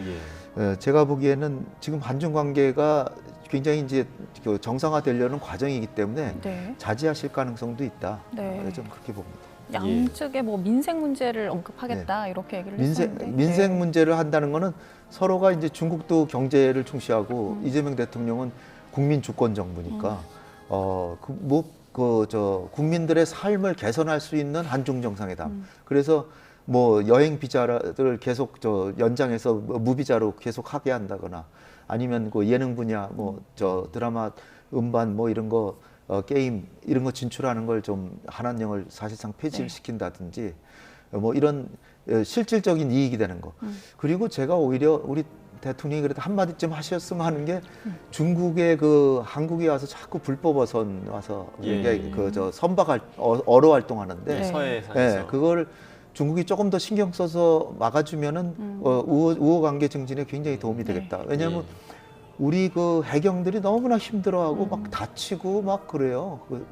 근데 중국 사람들은 그냥 근해에서는 고기가 잘 안 잡히는지 예. 여기까지 와가지고 잡는데 그건 완전히 불법인지 알면서 와서 하는 거거든요. 네. 근데 중국이 좀 막아줬으면 전 좋겠다고. 네. 예. 그 정상들 같은 경우는 의상으로도 외교를 한다라고 하는데 네. 이재명 대통령 같은 경우 이제 트럼프 대통령과 왔을 때는 황금색 넥타이를 네. 했는데 오늘은 보니까 두 정상 모두 좀 짙은 푸른색 계통의 넥타이를 착용한 것 같은데 이거에는 어떤 의미가 있는 걸로 보세요? 푸른색 넥타이는 사실 중국에서는 네. 붉은색 계통을 좀 그렇죠. 좋아하잖아요. 네, 네. 그러니까 시주석한테 아주 그 마음에 들게 하려면 그런 색으로 하셨을 텐데 글쎄 오늘은 그렇게 파란색으로 하셨나 보죠. 예. 시주석도 시주석도 이제 푸른색 짙은 계열. 시주석도 네, 네. 푸른색. 예, 시주석은 오히려 이재명 대통령이 민주당이 푸른색 계통이니까 아, 예. 네. 그걸 시주석은 우리를 배려했다라고 볼 수 있죠. 예. 네. 자, 그리고 이제 저희가 조금 전에 이제 젠슨 황 CEO 얘기를 했습니다만 지금 중국도 사실 AI 분야에 관심이 많을 거 아니겠습니까? 그러니까 AI 또 반도체와 같은 첨단 기술 협력과 관련해서 이재명 대통령이 또 시진핑 국가주석과 이야기할 수 있을 것인가? 이 부분 좀 어떻게 전망하세요? 그러니까 AI를 아까 말씀드렸지만 2위 국가이긴 한데 미국이 하는 AI랑 중국이 잘하는 AI는 약간 다른 것으로 알려져 있습니다. 예. 하는 방식도 좀 다르고요. 중국 같은 경우는 뭐 홍채 인식이나 이런 기술들 그래서 어떻게 보면 좀 저희가 좀 안 좋은 얘기를 하면 조지 오웰의 1984 소설과 같은 빅브라더 같은 AI를 좀 많이 잘 하고 있고요. 그래서 그런 측면에서는 뭐 우리가 두 가지 정도의 이슈가 좀 있을 수 있을 것 같습니다. 중국이 가진 기술 중에도 분명히 우리나라보다 뛰어난 기술이 많을 것 같은데 예를 들어서 그 과학기술정보통신부에서 2년마다 발표하는 국가별 기술 수준 평가 같은 걸 보면 미국을 100으로 봤을 때 중국의 AI 기술이 한 90점 정도 되고 우리나라가 한 78점 정도 되거든요. 그런 측면에서 우리나라보다 훨씬 더 발전해 있는 부분이 분명히 있어서 그 부분들을 받아오고 싶은 부분이 있을 텐데 문제는 바이든 행정부와 트럼프 2기 행정부가 공통적으로 갖고 있는 생각 중에 하나가 중국은 원래 잘하던 그 제조업을 하고 AI 같은 첨단 산업은 조금 이게 뭔가 굉장히 국가의 위협이 되기 때문에 이런 걸 좀 안 했으면 좋겠다라는 게 이 나라의 생각들이고 실제로 중국에 대해서 미국산 반도체 장비 같은 것들이 들어가는 걸 통제하고 있지 않습니까? 그런 측면에서 우리나라가 중국과 AI와 같은 첨단 산업에 대해서 공동으로 뭔가를 가기에는 약간 미국의 또 눈치를 보아야 되는 부분도 저는 있을 것 같다라는 생각이 듭니다. 예. 그리고 이제 그 한중 자유무역 협정 2단계 조기 타결 이 부분도 이제 테이블에 오를 만한 의제로 좀 꼽히고 있는데 한중 자유무역 협정은 지금 어느 정도 수준입니까? 그러니까 지금이 이제 10년째입니다. 10년째고 1단계에서 이제 2단계에 대한 논의가 시작된 시점이라고 생각을 하시면 될 것 같고요. 1단계 같은 경우는 기존에 이제 상품 중심의 자유무역을 했었습니다. 근데 이제 2단계 자유무역 협정에서는 요거를 뭐 서비스라던가 투자 그리고 최근 들어서 굉장히 또 각광을 받고 있는 지식 재산권 같은 것, 또 문화 관광 이렇게 조금 관세 장벽뿐만이 아니고 비관세 장벽까지 좀 확대하려는 움직임이 있는데요. 아, 예, 최근에 나온 굉장히 좀 눈여겨볼 만한 자료가 하나 있는데 우리나라 이 중견기업들, 중국에 수출하는 중견기업들한테 조사를 해보니까 심지어 이제 1기 FTA에 대해서도 구체적인 내용 같은 것들에 대한 홍보가 좀 덜 되다 보니까 실제로 이 관세 같은 것들에 대해서도 조금 중국에 수출할 때 어려운 부분이 있더라라고 하는 얘기들을 많이 기업들에서 하시는 것 같고요. 또 한편으로는 중국이 관세 장벽뿐만이 아니고 비관세 장벽도 조금 높아져 있는 부분이 있더라 이런 얘기를 하는 게 있습니다. 그렇게 봤을 때는 어떻게 보면 저희는 1단계 FTA를 좀 더 촘촘히 하면서 2단계 FTA의 새로운 분야들에 대해서 중국과 조금 더 자세한 사항에 대한 합의 같은 것들을 이끌어내는 그런 과제들은 남아있는 것 같습니다. 그럼 이 말씀해주신 그 2단계 그 타결이 되면 우리 입장에서는 어느 정도의 경제적 효과를 좀 기대해 볼 수 있는 걸까요? 그러니까 이 경제적 효과가 분명히 플러스이긴 할 것 같은데 이것에 대해서 아직 뭐 구체적인 추산치 같은 것들이 있지는 않습니다. 예. 다만 그 저희 지식재산권 문제 제가 아까 드렸는데 최근 예. 들어서 뭐 중국의 TV에서 우리나라에 있는 컨텐츠들을 좀 도용을 한다거나 이런 이슈들도 막 나오고 있지 않습니까? 그게 뭐 아까 우리 원장님 말씀해주신 서해 불법 조업 같은 일들이 이 컨텐츠 시장에서도 벌어지고 있는 부분이 분명히 있는데 그런 것들에 대해서도 또 중국과 조금 더 긴밀하게 얘기를 하면서 우리 기업들의 피해 같은 것들 좀 줄일 수 있는 방안들 이런 것들을 통해서도 조금 더 저는 선순환 구조를 만들 수 있지 않을까 하는 생각하고 있습니다. 네, 지금 한중 정상회담 계속 진행 중인 상황인데요. 시진핑 주석 같은 경우는 2박 3일 동안 지금 여기 머무르고 있는데 이틀간 에이펙 회의도 그렇고 만찬도 그렇고 모두 참석을 했어요. 트럼프 대통령이 정상회의 참석 없이 귀국한 것과 비교가 굉장히 많이 되고 있는데 어떻게 평가하셨어요? 시진핑 주석은 그야말로 고기가 물을 만난 격이죠. 이 아이펙 정상회담이라는 거는 자유무역과 그 다자주의의 상징이니까 자기가 말씀하는 거에 전부 다 환영받을 수 있고 그러니까 여기저기 가서 참석하고 또 이 에이펙 정상회담에 참석하는 나라들이 그 뭐 아세안이라든지 또 남미까지 네. 남미 국가들도 중국이 굉장히 많이 진출을 했거든요. 그래서 그 시진핑 주석이 얘기를 하면은 대부분 다 우호적으로 받아들일 수 있는 나라들이기 때문에 시진핑 주석이 굳이 뭐 다른 거 할 이유도 없고 그냥 저 회의 같은 데도 열심히 참석하시고 그랬던 것 같아요. 네. 트럼프 대통령이 일찍 떠난 덕분에 오히려 더 주목을 받게 됐다 이런 평가도 있는 것 같더라고요. 그렇죠. 그러니까 미국 내에서도 지금 트럼프 대통령에 대해서 비판 목소리가 나오는 것 중에 하나가 그거 왜 뭐가 그렇게 중요하다고 헬로윈 행사가 뭐가 그렇게 중요하다고 저 자리를 벼주고 오니까 오히려 중국의 동무대가 되지 않았느냐. 그러니까 그걸 비판하는 분들은 대부분 다 이 관세 전쟁 이런 것의 무용성을 주장하고 이제 그 보호무역을 한다고 하는 게 경제적으로 꼭 이득이 될 것 같지만 중장기적으로는 알 수 없고 예. 또 미국의 세계적인 이미지가 추락하고 또 그 상대방 국가들이 미국에 대해서 경계하고 우방으로 생각하기보다는 자기 이익만 챙기는 나라라고 생각하고 그런 걸 뭐 종합해 보면 소프트 파워나 이런 거에 있어서는 상당히 손해를 보는 측면이 강하고 관세를 거두니까 당장에 지금 세수가 늘어나는 효과는 있겠지만 네. 그것이 미치는 효과가 물가가 오르고 그래가지고 다시 국민들의 삶이 어려워지고 그러면 그것이 결코 미국의 이익이 되지 않는 거 아니냐. 네. 이런 측면에서 그런 것들을 생각하는 분들이 과연 트럼프 대통령이 세계 전략에 입각한 이런 관세 전쟁 이런 게 과연 좋은 것이냐 이런 것에 대한 의문에서부터 다 이렇게 비롯되는데 미국이 사실 어디를 가나 세계의 모범국이고 민주주의와 자유와 또 뭐 법치주의, 인권 뭐 이런 걸 해가지고 중국을 어떻게 보면 명분면에서 상당히 이렇게 압도했었잖아요. 네, 네. 그런데 최근에 와서는 미국 것만 너무 챙기니까 어떤 그 세계 무대에서 미국의 위상이 자꾸 위축되는 그런 걸 느끼지 않을 수가 없죠.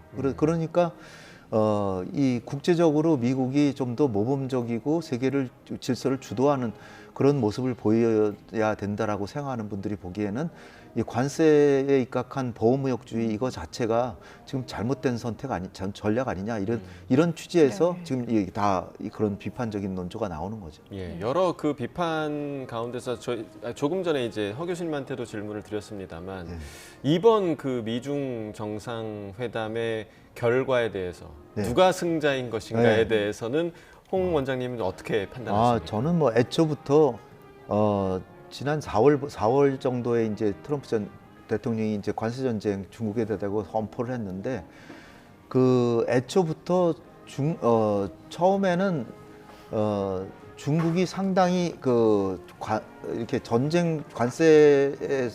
관세 문제가 전쟁 수준에까지는 이르지 않을 정도로 굉장히 좀 뭐랄까요 방어적으로 대응을 했었거든요.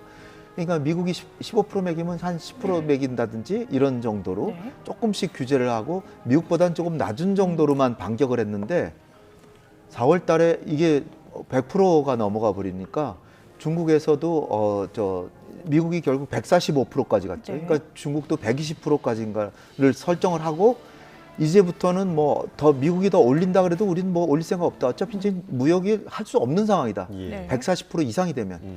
그래서 그렇게 하면서 이제 히토리를 가지고 이제 들고 나오니까 미국에서도 이런 무기가 있었나 중국한테 그래가지고 그때부터 중국이 밀리기 시작했어요. 예. 그래서 미국의 포린 어페어즈 잡지에도 미국의 페테르센 연구소의 소장이 글을 쓴 거 보면요. 미국이 중국한테 매년 한 2,500억 달러, 3,000억 달러 적자를 보니까 미국은 중국에 대해서 무역 문제에 있어서는 갑이라고 생각을 하는데 그게 아니라는 거죠. 이 양반이 쓴 글을 보면 그 중국과 미국에 있어서의 무역에 있어서의 협상력은 중국이 오히려 더 강하다. 에스컬레이션 도미넌스라고 그런 예. 뭐죠? 투레블 게임에 나오는 하나의 지표인데 그 협상력에 있어서 오히려 중국이 더 강하다는 거예요. 사실 따지고 보면 무역이라고 하는 게 뭐 강제로 너 무슨 물건 나한테 팔어 그래가지고선 가격은 얼마로 해 이렇게 되는 게 아니고 수요와 공급에 의해서 필요로 하면 보내줄래? 가격은 얼마 줄게. 그렇게는 못 팔어. 그러면 조금 더 줄게. 그래서 균형점에서 다 되는 거 아니에요. 네. 그러니까 서로가 필요에 의해서 상호 효용을 증진시키기 위해서 무역을 하는 거거든요. 그런 것에서 나온 결과가 어디가 적자고 흑자고 그거 나오는 거죠. 그러니까 서로가 이득을 본 거예요. 예. 근데 적자를 봤다고 너는 우리한테 가해자다. 우린 피해자다.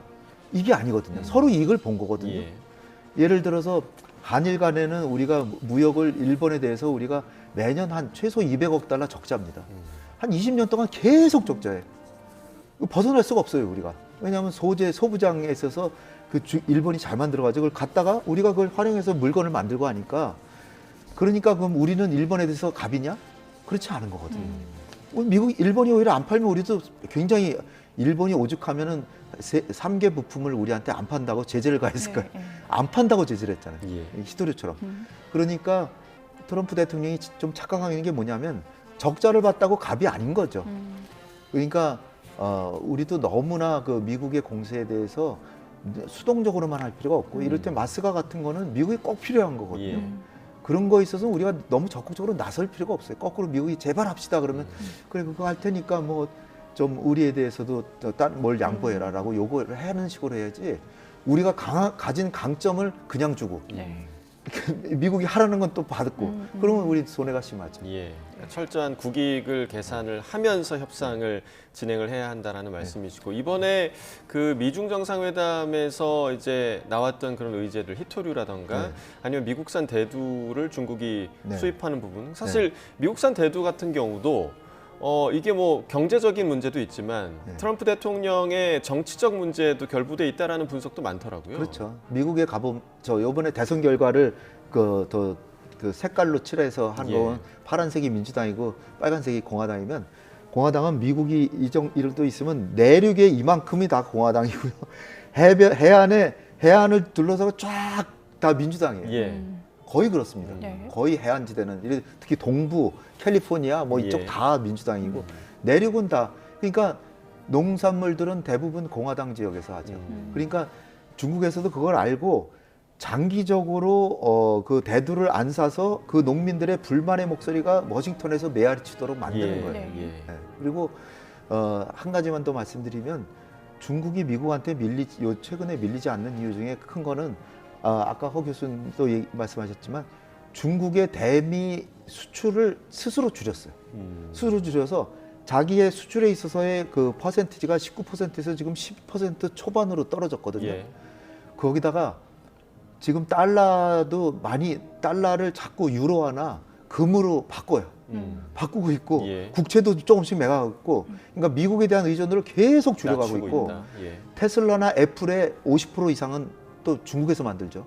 중국에서 그들 테슬라하고 애플이 뭡니까? 애플이 1등, 테슬라가 2, 3등이잖아요. 네. 미국의 기업 중에. 예. 그 제품을 다 중국에서 만들어요. 중국이 그 기업들을 어렵게 하면 미국도 고통을 받고 미국인들이 대부분 엄청나게 이용하는 월마트의 물품의 50% 이상이 중국에서 옵니다. 그게 관세 매겨서 물건값이 올라가면 미국 국민들이 난리를 치겠죠. 그러니까 트럼프 대통령이 결코 협상에 있어서 그렇게 우위에 있지 않다는 것을 인식하고 해야 될 것 같아요. 네. 예. 자, 우리 저희 계속해서 김은건 해설위원과도 이야기를 좀 나눠보도록 하겠습니다. 어서 오십시오. 지금 그 한중 정상회담이 진행이 되고 있는데 이재명 대통령이 시 주석에게 이제 준 선물도 좀 화제가 되고 있습니다. 뭐 황남빵을 선물을 줬고 또 시 주석도 아주 맛있게 먹었다 이렇게 좀 화답을 했다고 하는데 지금 선물들 오늘 뭐 바둑판, 자개쟁반 이런 선물들이 시 주석에게 주어졌는데 지난 그 트럼프 대통령에게 주어진 그 선물과 좀 비교를 해봤을 때 좀 어떻게 좀 평가를 하고 계신가요? 아무래도 이제 각 정상들에 대해서 이제 선물을 할 때는 그 정상들의 취향 그리고 어떤 것을 이제 그 분위기에 맞게 이제 선택을 하겠죠. 예. 그래서 이제 트럼프 대통령 같은 경우에는 이제 신라 금관의 모형을 이제 금으로 이제 치장을 해서 만들어서 선물했죠. 예. 그거는 이제 트럼프 대통령이 황금이라든가 이런 그 금화 이런 거에 대해서 이제 좋아하는 성향이 예. 있다는 걸 알고 있었고요. 그리고 이제 그 일종의 이제 트럼프 대통령에 대해서 이제 일종의 뭐 킹이다 이런 뭐 세간의 그런 얘기도 나오지 않습니까? 그런 의미도 담아서 했다고 이렇게 볼 수 있는데 이번에 이제 시진핑 주석에 대해서는 이제 바둑판을 특별한 이제 자재를 이용해서 최고급 자재를 이용해서 바둑판을 선물했지 않습니까? 근데 이제 이번에 이제 대통령실에서 선명이 있었지만은 지난 그 박근혜 전 대통령 당시 방한했을 때 최고 바둑알을 선물했거든요. 예. 그때는 이제 바둑알만 선물했기 때문에 이번에 이제 그 최고 바둑판을 선물함으로 해서 그때와 일종의 이제 짝을 맞췄다는 그런 의미도 있을 수 있고 그리고 이제 일종의 그 자개로 이제 만든 이제 낮은 칠기 원형 쟁반도 이제 선물했는데 이게 낮은 칠기라는 것은 이제 우리의 전통적인 그 원형 쟁반이 이제 그런 것을 갖추고 있기 때문에 우리 그 분위기를 이제 맞추기 위해서 이제 선물을 했다 이렇게 볼 수 있겠습니다. 네. 지금 저희 이제 이재명 대통령이 들어오고 또 시진핑 국가주석이 오는 모습들 화면 계속해서 보내드리고 있는데 그 트럼프 대통령 때와 거의 같은 의전이라고 보면 되는 거죠? 아무래도 이제 전체적 의전 형식은 비슷하긴 한데 이제 지난번에는 좀 회담과 만찬 또 오찬 이것이 조금 달랐습니다. 전에는 만찬 대신에 확대 오찬 형식으로 회담을 하면서 예. 오찬을 같이 하면서 회담을 했죠. 네. 그래서 아무래도 시간 관계상 그때 저녁을 다른 일정이 있었기 때문에 그 낮 시간을 할애해서 이제 모든 일정을 이제 소화했다고 볼 수 있고요. 그리고 이제 지난번에는 이제 일종의 그 의장대사를 형식으로 이제 좀 그런 이제 분위기를 또 노력했는데 이번에는 우리 전통 양식 취타대 연주가 있었죠. 그리고 이런 분들은 아무래도 이제 한중 간의 어떤 그 동양적인 그 모습 이런 것들을 좀 이제 반영을 해서 이런 그 나름대로 화려한 모습을 이제 연출했다고 볼 수가 있겠습니다. 네. 예. 그 트럼프 대통령의 비스트라는 차량은 상당히 유명한데 시진핑 주석이 탄 차량은 어떤 차량인가요? 네, 제가 그 부분에 대해서는 이제 구체적으로 이제 준비는 못했는데 아무래도 이제 그 트럼프 대통령의 그 차량은 이제 미국 그 제품으로 이제 아주 유명하지 않습니까? 네네. 이제 뭐 방탄은 물론이고 예. 이제 자체적으로 큰 저기 내용을 갖고 있는데 예. 이 시주석도 이제 아마 저 차량이 그런 그 방탄이나 어떤 무전 기능 이런 것들이 다 수행되는 걸로 이렇게 알고 있습니다. 맞습니다. 자, 전용 차량 홍치 N701 기종이라고 하고요. 지금 보시는 화면은 이재명 대통령과의 정상회담을 위해서 경주박물관으로 들어오는 모습, 취타대의 연주와 함께 지금 들어오는 모습을 보고 계십니다. 아무래도 미중 정상이 서로가 받는 그런 대우에 대해서 서로 굉장히 좀 신경을 쓸 것 같습니다. 누구는 이렇게 해주고 누구는 이렇게 안 해주고 뭐 이런 부분이 우리 정부의 입장에서도 좀 있으면 안 되는 부분이겠으니까 아마 좀 신경을 좀 많이 썼을 것 같아요. 그 뭐 선물의 가격을 비교할 수도 없고요. 예. 그러나 이제 그 맞춤형 선물이기 때문에 예. 무슨 기호나 선호나 취향이 뭔지 그런 걸 따져서 시주석이 바둑을 좋아하니까 바둑판을 선물한 거고 트럼프 대통령은 뭐 하여튼 그 모든 걸 다 가진 분이니까 권력과 돈을 다 가지고 계신 분이니까 그 선물의 가치보다도 상징하는 의미하는 바가 명예를 이제 추구하니까 훈장과 왕관 이걸 줬는데 그게 어쨌든 트럼프 대통령이 굉장히 좋아했던 것 같고요. 트럼프 대통령은 벌써 우리가 3,500억 달러 그 투자에 대해서 합의가 이루어지지 않을 거라고 대부분 다 예측을 했는데 이루어진 게 이 마음의 결심을 하고 한미 정상회담에 임한 게 아닌가 이렇게 여겨져요. 방명록에 쓸 때 위대한 정상회담, 아름다운 시작 그렇게 썼어요. 예.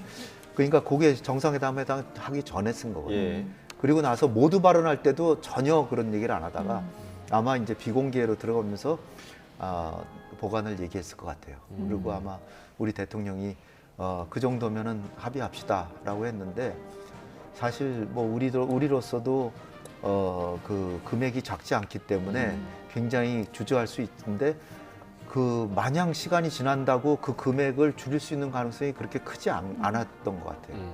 그리고 미국의 입장에서도 우리의 입장이 워낙 완강했기 때문에 우리가 외환위기를 겪으면서까지 우리의 동맹국과의 관계를 유지할 수는 없다. 이렇게 단호하게 나갔기 때문에 세부 사항에 있어서는 전부 한국의 입장을 다 들어줘서 그래서 이제 그 관세 협상이 이제 타결이 된 걸로 여겨지고 그래서 일단 이제 한미 관계가 돈독하게 기반이 서니까 그러니까 이제 원자력 협정도 이게 개정하는 데 동의하고 그다음에 원자력 동력 잠수함도 이렇게 하라고 해준 예. 게 이게 그 총체적인 결단으로서의 그 투자를 우리가 하기로 한 게 상당히 이제 향후에 한미 동맹이 더 튼튼하게 이제 발전할 수 있을 거로 예상이 됩니다. 예. 그리고 이제 트럼프 대통령이 우리나라의 그 김정관 산업통상자원부 네. 장관을 콕 집어서 네.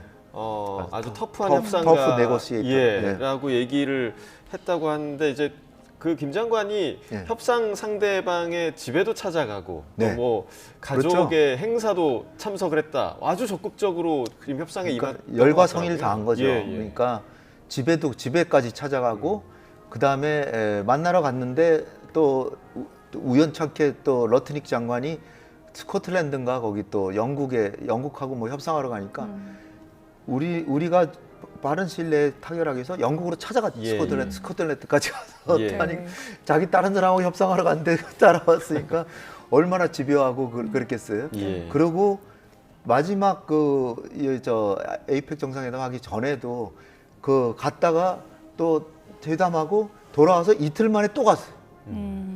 미국 한번 갔다 오는 게 얼마나 힘든데요. 예. 그 비행기 뭐 15시간씩 막 그렇죠. 타야 되니까 예. 너무 힘든데 돌아와서 그 시차 적응이 제대로 안 됐는데 또 간 거예요.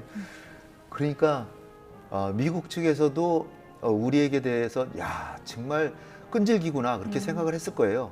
그렇지만 우리가 한 번도 미소를 잊지 않고 계속 한미 동맹은 계속 우애롭게 가면서 그리고 우리 한미 동맹은 워낙 철통 같은 동맹이니까 서로가 호혜적으로 이익이 되는 것을 찾을 때까지 우리는 하겠다. 네. 그리고 협상에 데드라인이 있는 게 아니고 언제까지를 지켜야 되는 것보다는 내용이 중요하다. 이런 자세를 했기 때문에 그러니까 트럼프 대통령이 그렇게 평가를 한 것 같습니다. 네. 한미 관세 협상 같은 경우는 서명이 이제 필요한 상황인 거죠.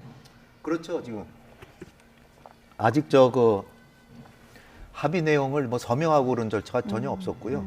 그걸로 MOU를 만들어 가지고 하는데 미국 측 입장은 그 안보와 경제를 다 같이 아울러서 하나의 문서 내지는 그렇게 한 번에 다 하자 그런 거였기 때문에 우리로서는 일단 한미 동맹이 이제 건재한 걸 보여주기 위해서 안보 부분이라도 하자라고 했던데 이제 타결이 됐는데 이게 이제 다 시간을 맞추기 위해서 며칠간의 작업이 필요하다고 합니다. 조만간에 서명될 거로 생각합니다. 예.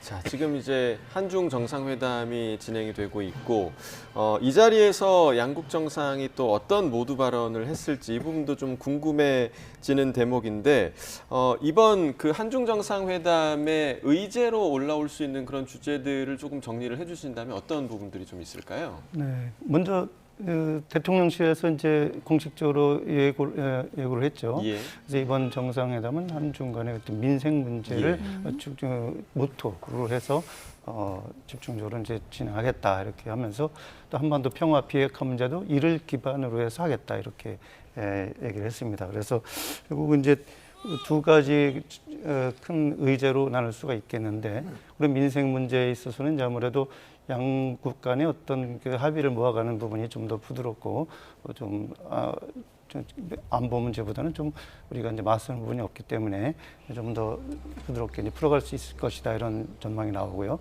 다만 이제 그 부분과 관련해서 이제 한한령 부분이 있죠. 그거는 이제 우리가 이제 공식적으로는 이제 중국에서 뭐 한한령이라는 게 없다 이런 식으로 얘기를 하고 있지만 실질적으로 이제 뭐 우리 콘텐츠가 이제 금지가 되고 있고 또 뭐 어떤 그 양국 간의 교류 이런 것도 이제 어느 정도 제한을 받고 있는 게 현실이기 때문에 어느 정도 이제 그 부분도 논의가 되지 않을까 이렇게 얘기가 전망이 나오는데 아무래도 이제 시 주석의 이번 국빈 방안이 자체가 이제 한중 관계의 어떤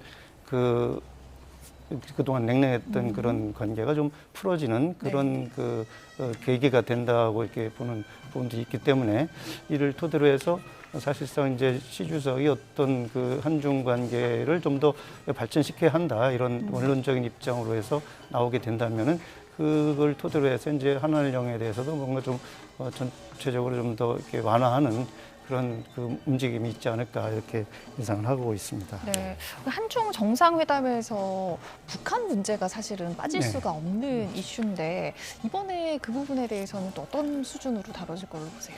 네, 이제 조금 전 오늘 그 에이펙 정상이 끝나는 네. 회의 기자회견에서 네. 이재명 대통령이 그 관련해서 어느 정도 입장을 내놨습니다. 네.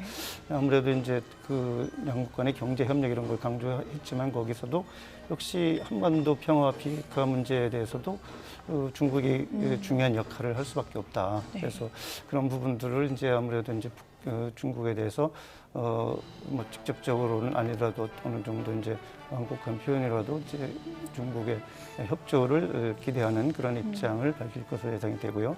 그리고 이제 아마 모두 발언이 이제 좀 이따 들어올 것 같은데 그런 부분에서도 이제 어느 정도 나오지 않겠습니까? 다만 이제 지난번 한미 정상회담에서 트럼프 대통령의 이제 공개 모두 발언 과정에서 이제 핵 추진 잠수함 얘기를 이제 이 대통령이 꺼냈죠. 예. 그래서 그 부분에 있어서 이제 중국에서 이제 뭐 직접적으로 이렇게 비난하진 않았지만은 완곡하게나마 한반도 비핵화와 좀 어긋나는 방향이 아니냐 네. 이런 식으로 이제 어떤 이제 불편한 기색을 비쳤죠. 그래서 이런 부분도 이제 어느 정도는 논의가 되겠지만 아무래도 이번에는 그동안에 이제 냉랭했던 한중 관계를 좀 복원하는 의미에서 좀 더 이제 경제 쪽에 또 민생 쪽에 중점을 두는 그런 논의가 이루어지지 않을까 이렇게 예상이 됩니다. 네, 한중 정상회담 직전에 이제 공교롭게도 북한에서 또 비난 성명을 했습니다. 비핵화는 실현 불가능한 계획꿈이다. 자, 이 부분 일단은 한국과 중국 모두를 겨냥한 메시지이겠죠? 네, 기본적으로는 이제 우리 정부를 비난하는 내용이 되겠죠. 예. 그래서 뭐 이미 그 전부터 이제 우리 이 정부가 이제 추진한 비핵화나 한반도 평화 체제 구축 문제에 대해서 북한은 계속 강하게 비난을 해왔죠. 그래서 이번에도 이제 어제 이제 우리가 이제 한중 정상회담 예고를 하면서 한반도 비핵화 문제, 평화 체제 문제도 논의가 될 거다 이렇게 예고를 했지 않습니까? 그러자 바로 어제 밤에 이제 이 북한 외무성 부상 박명호 부상이 이제 이에 대해서 담화를 낸 거죠. 그래서 오늘 아침에 보도가 됐는데 그리고 이제 비핵화 타령이라고 이제 하면서 이건 뭐 실현할 수 없는 그 뭐 꿈이다 뭐 이렇게 이제 원색적인 말로 이제 이렇게 비난을 했는데 결국은 이제 본인들은 이제 핵 보유국이라는 그런 지위를 이제 이미 대외적으로 공언하고 있는 상황이고 그래서 결국 비핵화를 실현하겠다는 건 이제 헛된 망상이다 또 이제 몰상식한 것이다 이렇게 계속 비난하고 있기 때문에 결국은 이제 이런 부분들이 우리에 대해서 이제 비난하면서 또 이제 아무래도 어제 의제를 발표를 했을 때는 한중 간에 어느 정도 이제 교감이 돼서 이제 그런 의제가 나온 거 아니겠습니까? 결국은 비핵화 문제도 어느 정도 이제 논의가 될 것이기 때문에 그 부분에 대해서 이제 중국에 대해서도 뭔가 좀 너무 나서지 말라, 뭐 좀 더 진전을 뭐 보지 말라 이런 식으로 뭔가 이제 우회적으로 이제 표현하는 부분이라고 이제 볼 수 있겠습니다. 네. 그 트럼프 대통령 같은 경우는 오면서부터 뭐 일종의 핵 보유국이라고 발언하는데 굉장히 북한을 향해서 러브콜을 보냈는데 결국 만나지는 못하고 돌아갔어요. 앞으로 어떻게 될 걸로 전망하세요? 예, 그거는 뭐 지금 당장 어떤 미국과 북한 간의 관계 개선이 이루어지기를 뭐 어렵다는 게 대체적인 관측이죠. 근데 사실은 이번에 이제 트럼프 대통령으로서는 이제 전에 이제 김정은 위원장과 이제 그런 깜짝 회동 그런 이제 사실도 있었고 그래서 이제 이번에도 한번 그거를 시도해 본 것 같은데 아무래도 북한 측에서 별로 반응이 좋지 않았던 걸로 이렇게 예상이 됩니다. 그래서 지금 상황에서는 이제 사실 이제 이전에는 이제 사실 남북 관계 그리고 이제 북미 관계가 상당히 이제 어느 정도 해빙 모드 김정은 위원장과 어떤 그런 대화 분위기가 있었다면은 이번 현재 상황은 이제 사실 북한이 이제 중국이나 러시아 특히 러시아와 우크라이나 문제를 아주 밀접하게 이렇게 작동을 하고 있는 상황이기 때문에 당장 어떤 트럼프 대통령의 그런 구애에 대해서 북한이 호응하기는 어렵지 않을까 이런 관측이 많은 걸로 알고 있습니다. 이때 그 트럼프 대통령이 북한 이제 김정은 위원장을 만나고 싶다라는 얘기를 계속하는 과정에서 그 시점에 북한에서는 최선희 외무상이 러시아를 방문을 했단 말이죠. 푸틴 대통령을 만났는데 그 만남의 자리가 이제 해석하기로 여러 가지 해석들이 나왔잖아요. 만약에 정말 두 정상이 만나게 된다면 그 부분을 좀 푸틴 대통령이 이해시키려는 그런 방문일 것이다라는 해석도 있었는데 일단은 이제 그건 아닌 것 같아요. 그러면 최선희 외무상은 러시아에 그 시점에 왜 갔을까요? 그건 이제 금년에 푸틴 대통령이 평양을 방문했기 때문에 김정은 위원장이 가야 되는 차제거든요. 그러니까 김정은 위원장의 러시아 방문을 준비하러 갔을 거고요. 그러니까 그건 상당히 미리 예정된 방문이었을 텐데 김정은 위원장이 뭐 저 트럼프 대통령을 만나려고 딱 결심을 하고 있었으면 그걸 좀 연기해라 뭐 그럴 수도 있었겠죠. 그런데 이제 여러 가지 이유로 일단 시진핑 주석이 만류했을 가능성도 있고 중국에서 적극적으로 경제 지원을 해주는데 시진핑 주석이 경주에 와 있는데 거기 와서 시진핑 주석은 한국과의 행사를 하는데 자기가 트럼프를 만난다. 이거 아마 굉장히 부담이 됐을 것도 있고요. 그리고 러시아하고도 관계가 지금 파병을 해가지고 많은 돈이 들어오고 또 뭐 혈맹 관계로 막 가고 있는 상황이고 결정적으로 이번에 만나지 않게 된 이유가 중요한데요.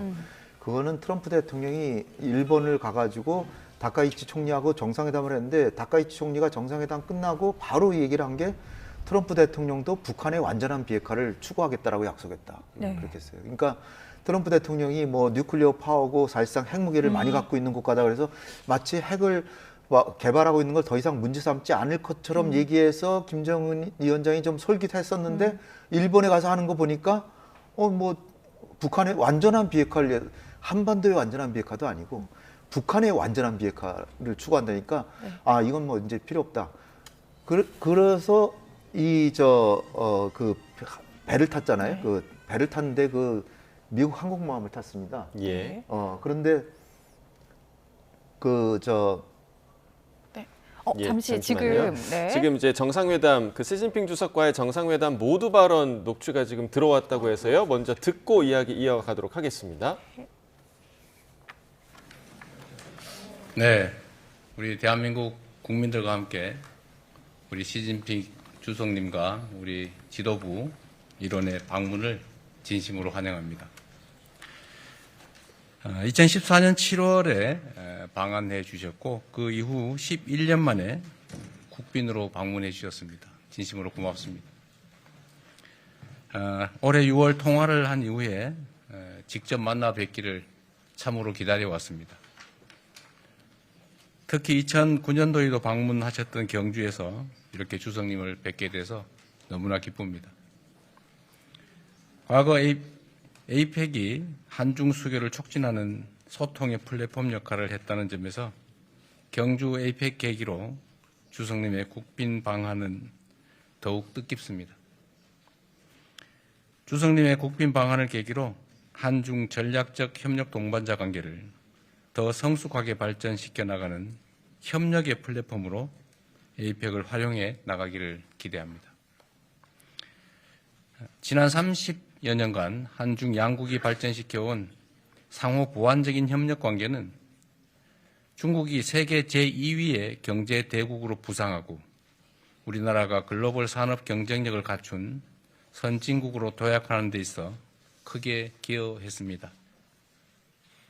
현재 한중 간 경제협력 규모 구조가 수직적인 분업 구조에서 수평적인 협력 구조로 변화하고 있는 상황에서 양국 간의 호혜적인 협력 관계도 시대의 흐름에 맞춰 더 발전해 나가야 될 것입니다. 우리 두 사람이 지방에서부터 국민과 함께 호흡하면서 국가 지도자로 성장해 왔다는 공동의 경험은 양 국민이 체감할 수 있는 한중 관계의 실질적인 성과를 만들어 나가는 좋은 토대가 될 것으로 생각됩니다. 한편으로 한중 양국이 시대의 흐름에 발맞춘 호혜적인 협력 관계를 발전시켜 나가는 데 있어서 영내 평화 안정의 중요성은 아무리 강조해도 지나치지가 않습니다. 최근 중북 간 고위급 교류가 활발히 진행되는 등 대북 관여의 조건이 형성되고 있는 상황을 매우 긍정적으로 평가합니다. 아울러 이러한 양호한 조건을 활용하여 북한과의 대화 재개를 위해 한중 양국이 전략적 소통을 강화해 나가기를 기대합니다.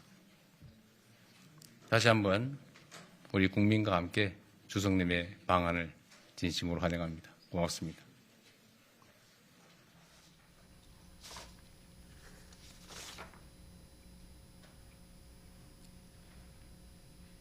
我很高兴 네, 저 역시 이재명 대통령님과 한국 정부의 초청으로 11년 만에 다시 한번 한국을 국빈 방문할 수 있게 되어서 매우 기쁩니다. 지난 6월 이재명 대통령님이 취임한 지 일주일 만에 우리는 여러 차례 전화 통화를 했고 한중 관계가 심도 있는 대화를 나눌 수 있도록 공감대를 형성했습니다. 한국 정부의 중국 대표단에 대한 환대에 진심으로 감사를 드립니다. 또한 세심한 배려에 감사드립니다. 한국의 에이펙 정상회의의 성공적인 개최를 진심으로 축하드립니다.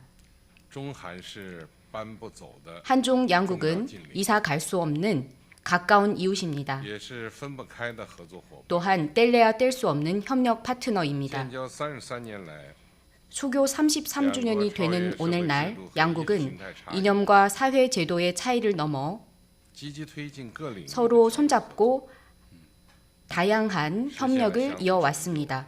양국 관계가 함께 성장을 했고 소중한 경험을 많이 축적했습니다.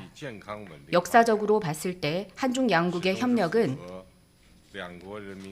양국 국민의 근본 이익에 부합할 뿐만 아니라 시대의 흐름에 부합하는 정확한 선택입니다. 중국은 한중 관계를 매우 중요하게 생각합니다. 한국 정책에 대해서는 연속적이고 안정적이며 한국과의 소통을 강화하고 협력을 강화하기를 원합니다. 이를 통해 공동의 이익을 확장해 나가고 손잡고 함께 발전하기를 희망합니다. 한중 양국의 전략적 협력, 동반자 관계를 안정적으로 발전해 나가기를 바랍니다. 이를 통해 아태 지역에 긍정적인 에너지를 불어넣기를 희망합니다. 이재명 대통령님과 함께 양자 간의 공동 관심사, 중요 관심사에 대해서 심도 있는 대화가 이어지기를 희망합니다.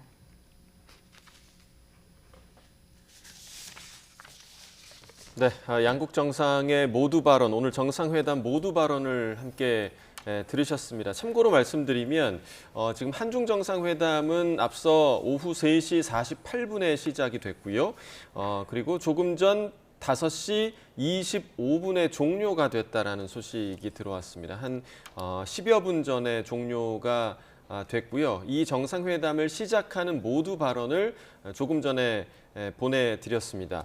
자, 일단 홍 원장님 두 정상의 모두 발언을 좀 어떻게 들으셨습니까? 일단은 전체적으로 좀 원론적인 얘기도 상당히 좀 많은 것 같고요. 네. 구체적인 사항은 저희가 좀 확인하기가 좀 힘들지만 네. 전체적으로 좀 어떻게 들으셨는지요? 의제에 대해서는 뭐 깊이 들어가신 거는 별로 없고요. 예.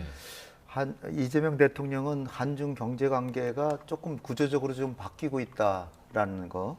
그래서 그러니까 중국의 기술 향상으로 인해서 우리가 중간재를 보내면 중국이 완제품을 만들어 수출하고 그런 상황에서 중국이 이제 기술적인 수준이 올라와서 우리가 서로 사실상 경쟁 관계로 갔다는 걸 수평적 협력 구조라고 이렇게 표현을 하면서 약간의 경제 구조가 바뀌었다.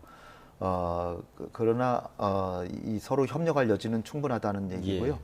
특히 이제 이재명 대통령이 강조하신 거는 중국하고 북한하고의 관계가 다시 정상화됨으로써 중국이 대북 관여할 수 있는 여지가 생겼고 그 한반도의 평화를 위해서 또 남북 간의 대화를 위해서 한중이 전략 소통을 강화하자. 예. 그러니까 전략 소통 강화라는 걸 강조했는데 시진핑 주석 역시 서로 상호 소통을 강화하는 걸 희망한다. 그래서 이 소통 강화를 희망한다는 것은 두 분이 다 일치하게 얘기를 한 거고요. 시진핑 주석은 일반적인 얘기로 우리가 지정학적으로 이웃이고 뗄 수 없는 협력 파트너이고 이번에 아이펙 성공도 축하하면서 우리가 계속 좋은 관계를 가져왔으니까 향후에도 계속해서 협력하자. 뭐 이 정도의 얘기를 한 것 같습니다. 예, 지금 시진핑 국가주석이 이제 화답한 내용 중에 보면 지역의 평화와 발전을 위해서 에너지를 불어넣을 용의가 있다라는 이야기도 했습니다. 결국엔 이 부분도 우리가 중국에게 원하는, 그러니까 대북 관계의 측면에서 한반도 평화의 측면에서 중국의 역할을 어느 정도 우리가 바래왔던 것이 있는데 이런 역할을 해줄 의사가 있다라는 걸 표현한 거라고 보면 되겠습니까?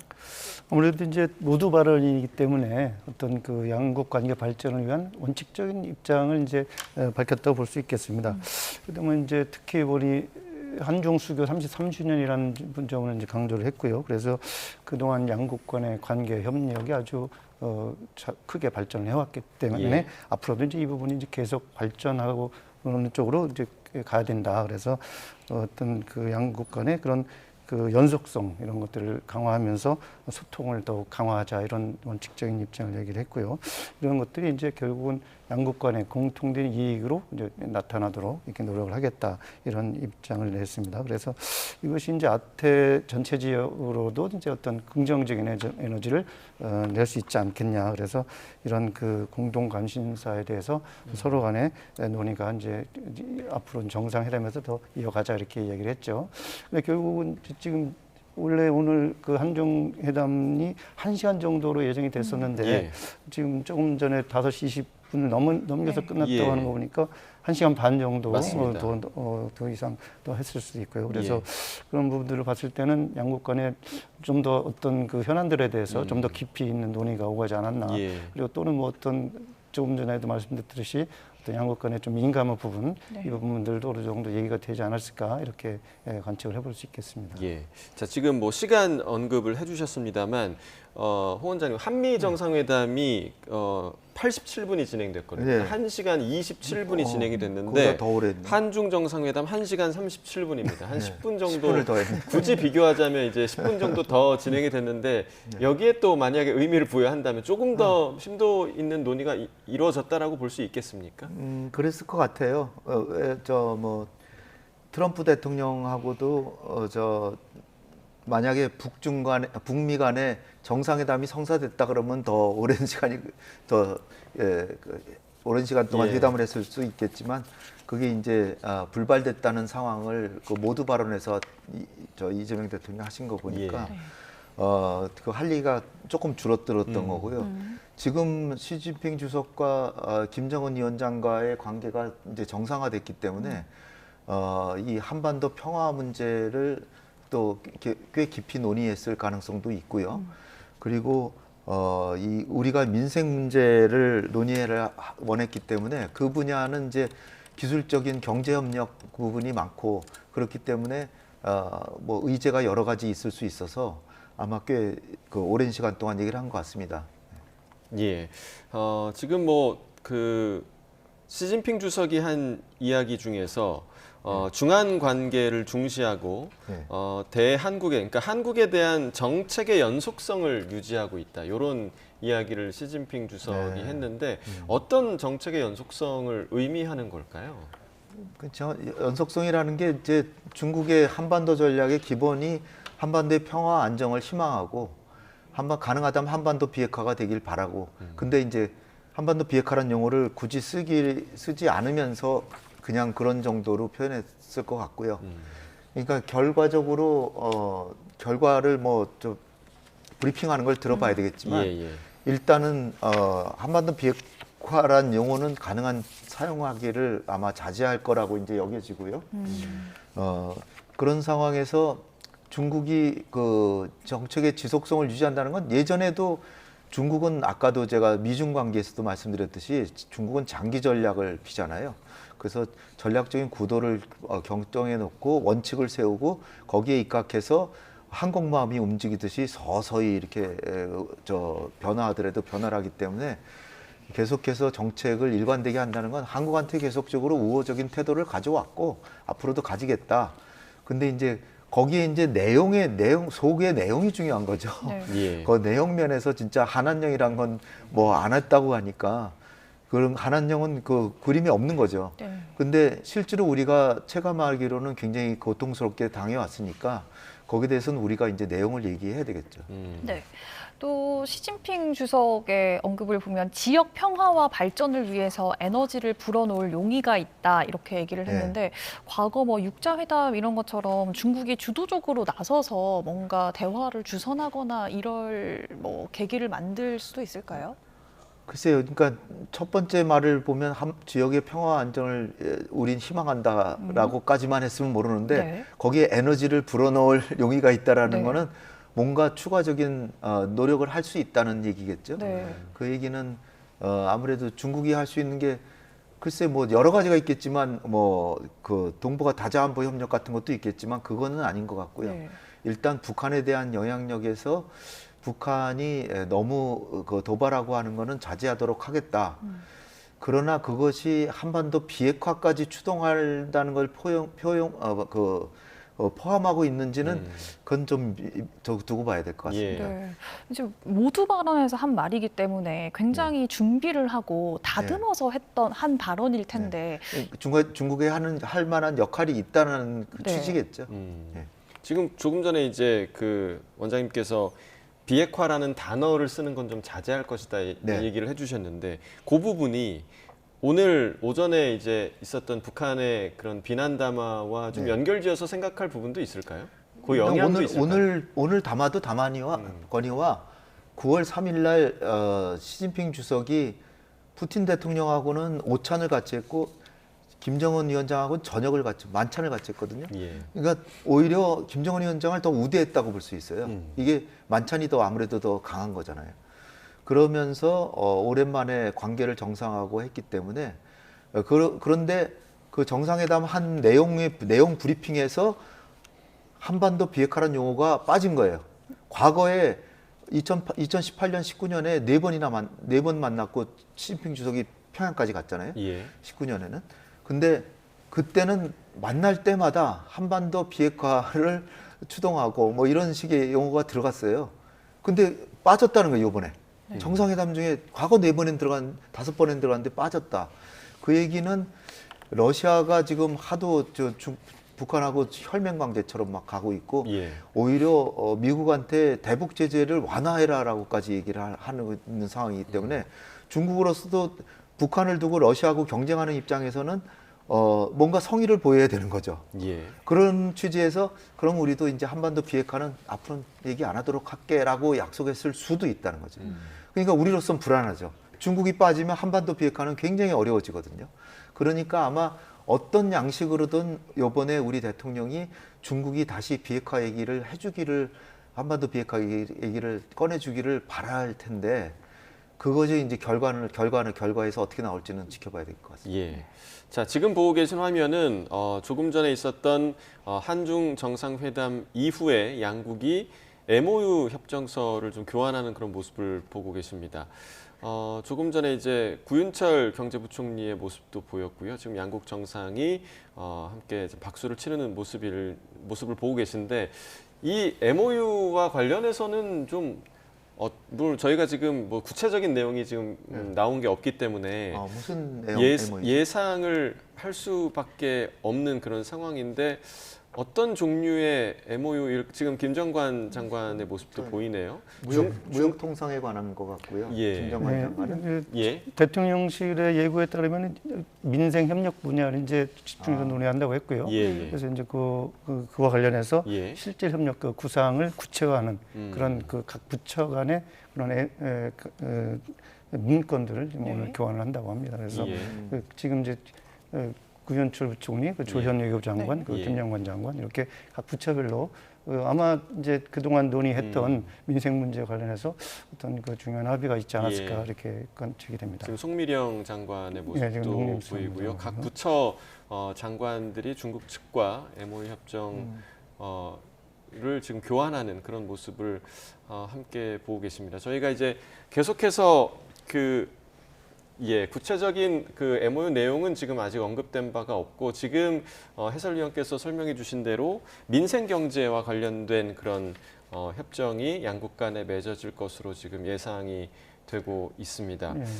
지금 이제 정상회담이 이제 끝났으니까요. 정상회담 결과를 같이 이제 라운드업하면서 예. 그 구체적인 그런 그 양국 간의 그런 해결 문서 내용도 공개가 될 것으로 보입니다. 예. 이 정상회담 이후에 이제 양국 정상 간의 일정은 좀 어떻게 지금 예정이 돼 있을까요? 네, 사실 그 이제 정상회담 직후에 양국 정상은 친교의 시간이 준비돼 있었습니다. 그 예. 시간이 5시 반까지였는데 예. 지금 이미 이 회담이 5시 반 가까이 이제 진행이 됐기 때문에 그렇죠. 예. 그래도 친교 시간에는 이제 아까 말씀드린 그 선물을 교환하는 그 시간이거든요. 하면서 이제 서로에게 이제 우위를 다지는 시간인데 아무래도 그 시간이 지난 다음에는 이제 바로 만찬으로 이어질 것으로 보입니다. 예. 자, 이 국빈 만찬과 관련해서는 좀 저희가 어떤 의미를 부여할 수 있을까요?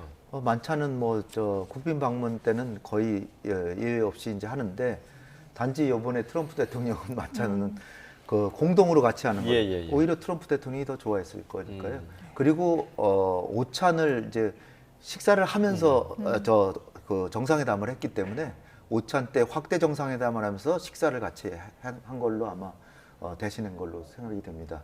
그러니까 아마 저녁에 오늘 만찬을 하면은 한중 관계가 더 깊이 있게 우애를 나누는 시간이 되지 않을까 생각이 됩니다. 네, 이 만찬 자리에 우리나라 4대 그룹 총수들이 참석하고 또 중국 측에서도 기업 총수들이 참석하는 걸로 알려져 있는 것 같은데. 네. 우리 지금 그 4대 그룹이라는 게 이제 삼성 SK 또 뭐 지난번에는 뭐 네이버도 오고 현대차 뭐 이런데 그 젠슨왕하고는 그렇게 했죠. 네. 근데 4대 그룹이 이제 정확히 어딘지는 모르겠는데요. 한화가 들어갈지도 모르고.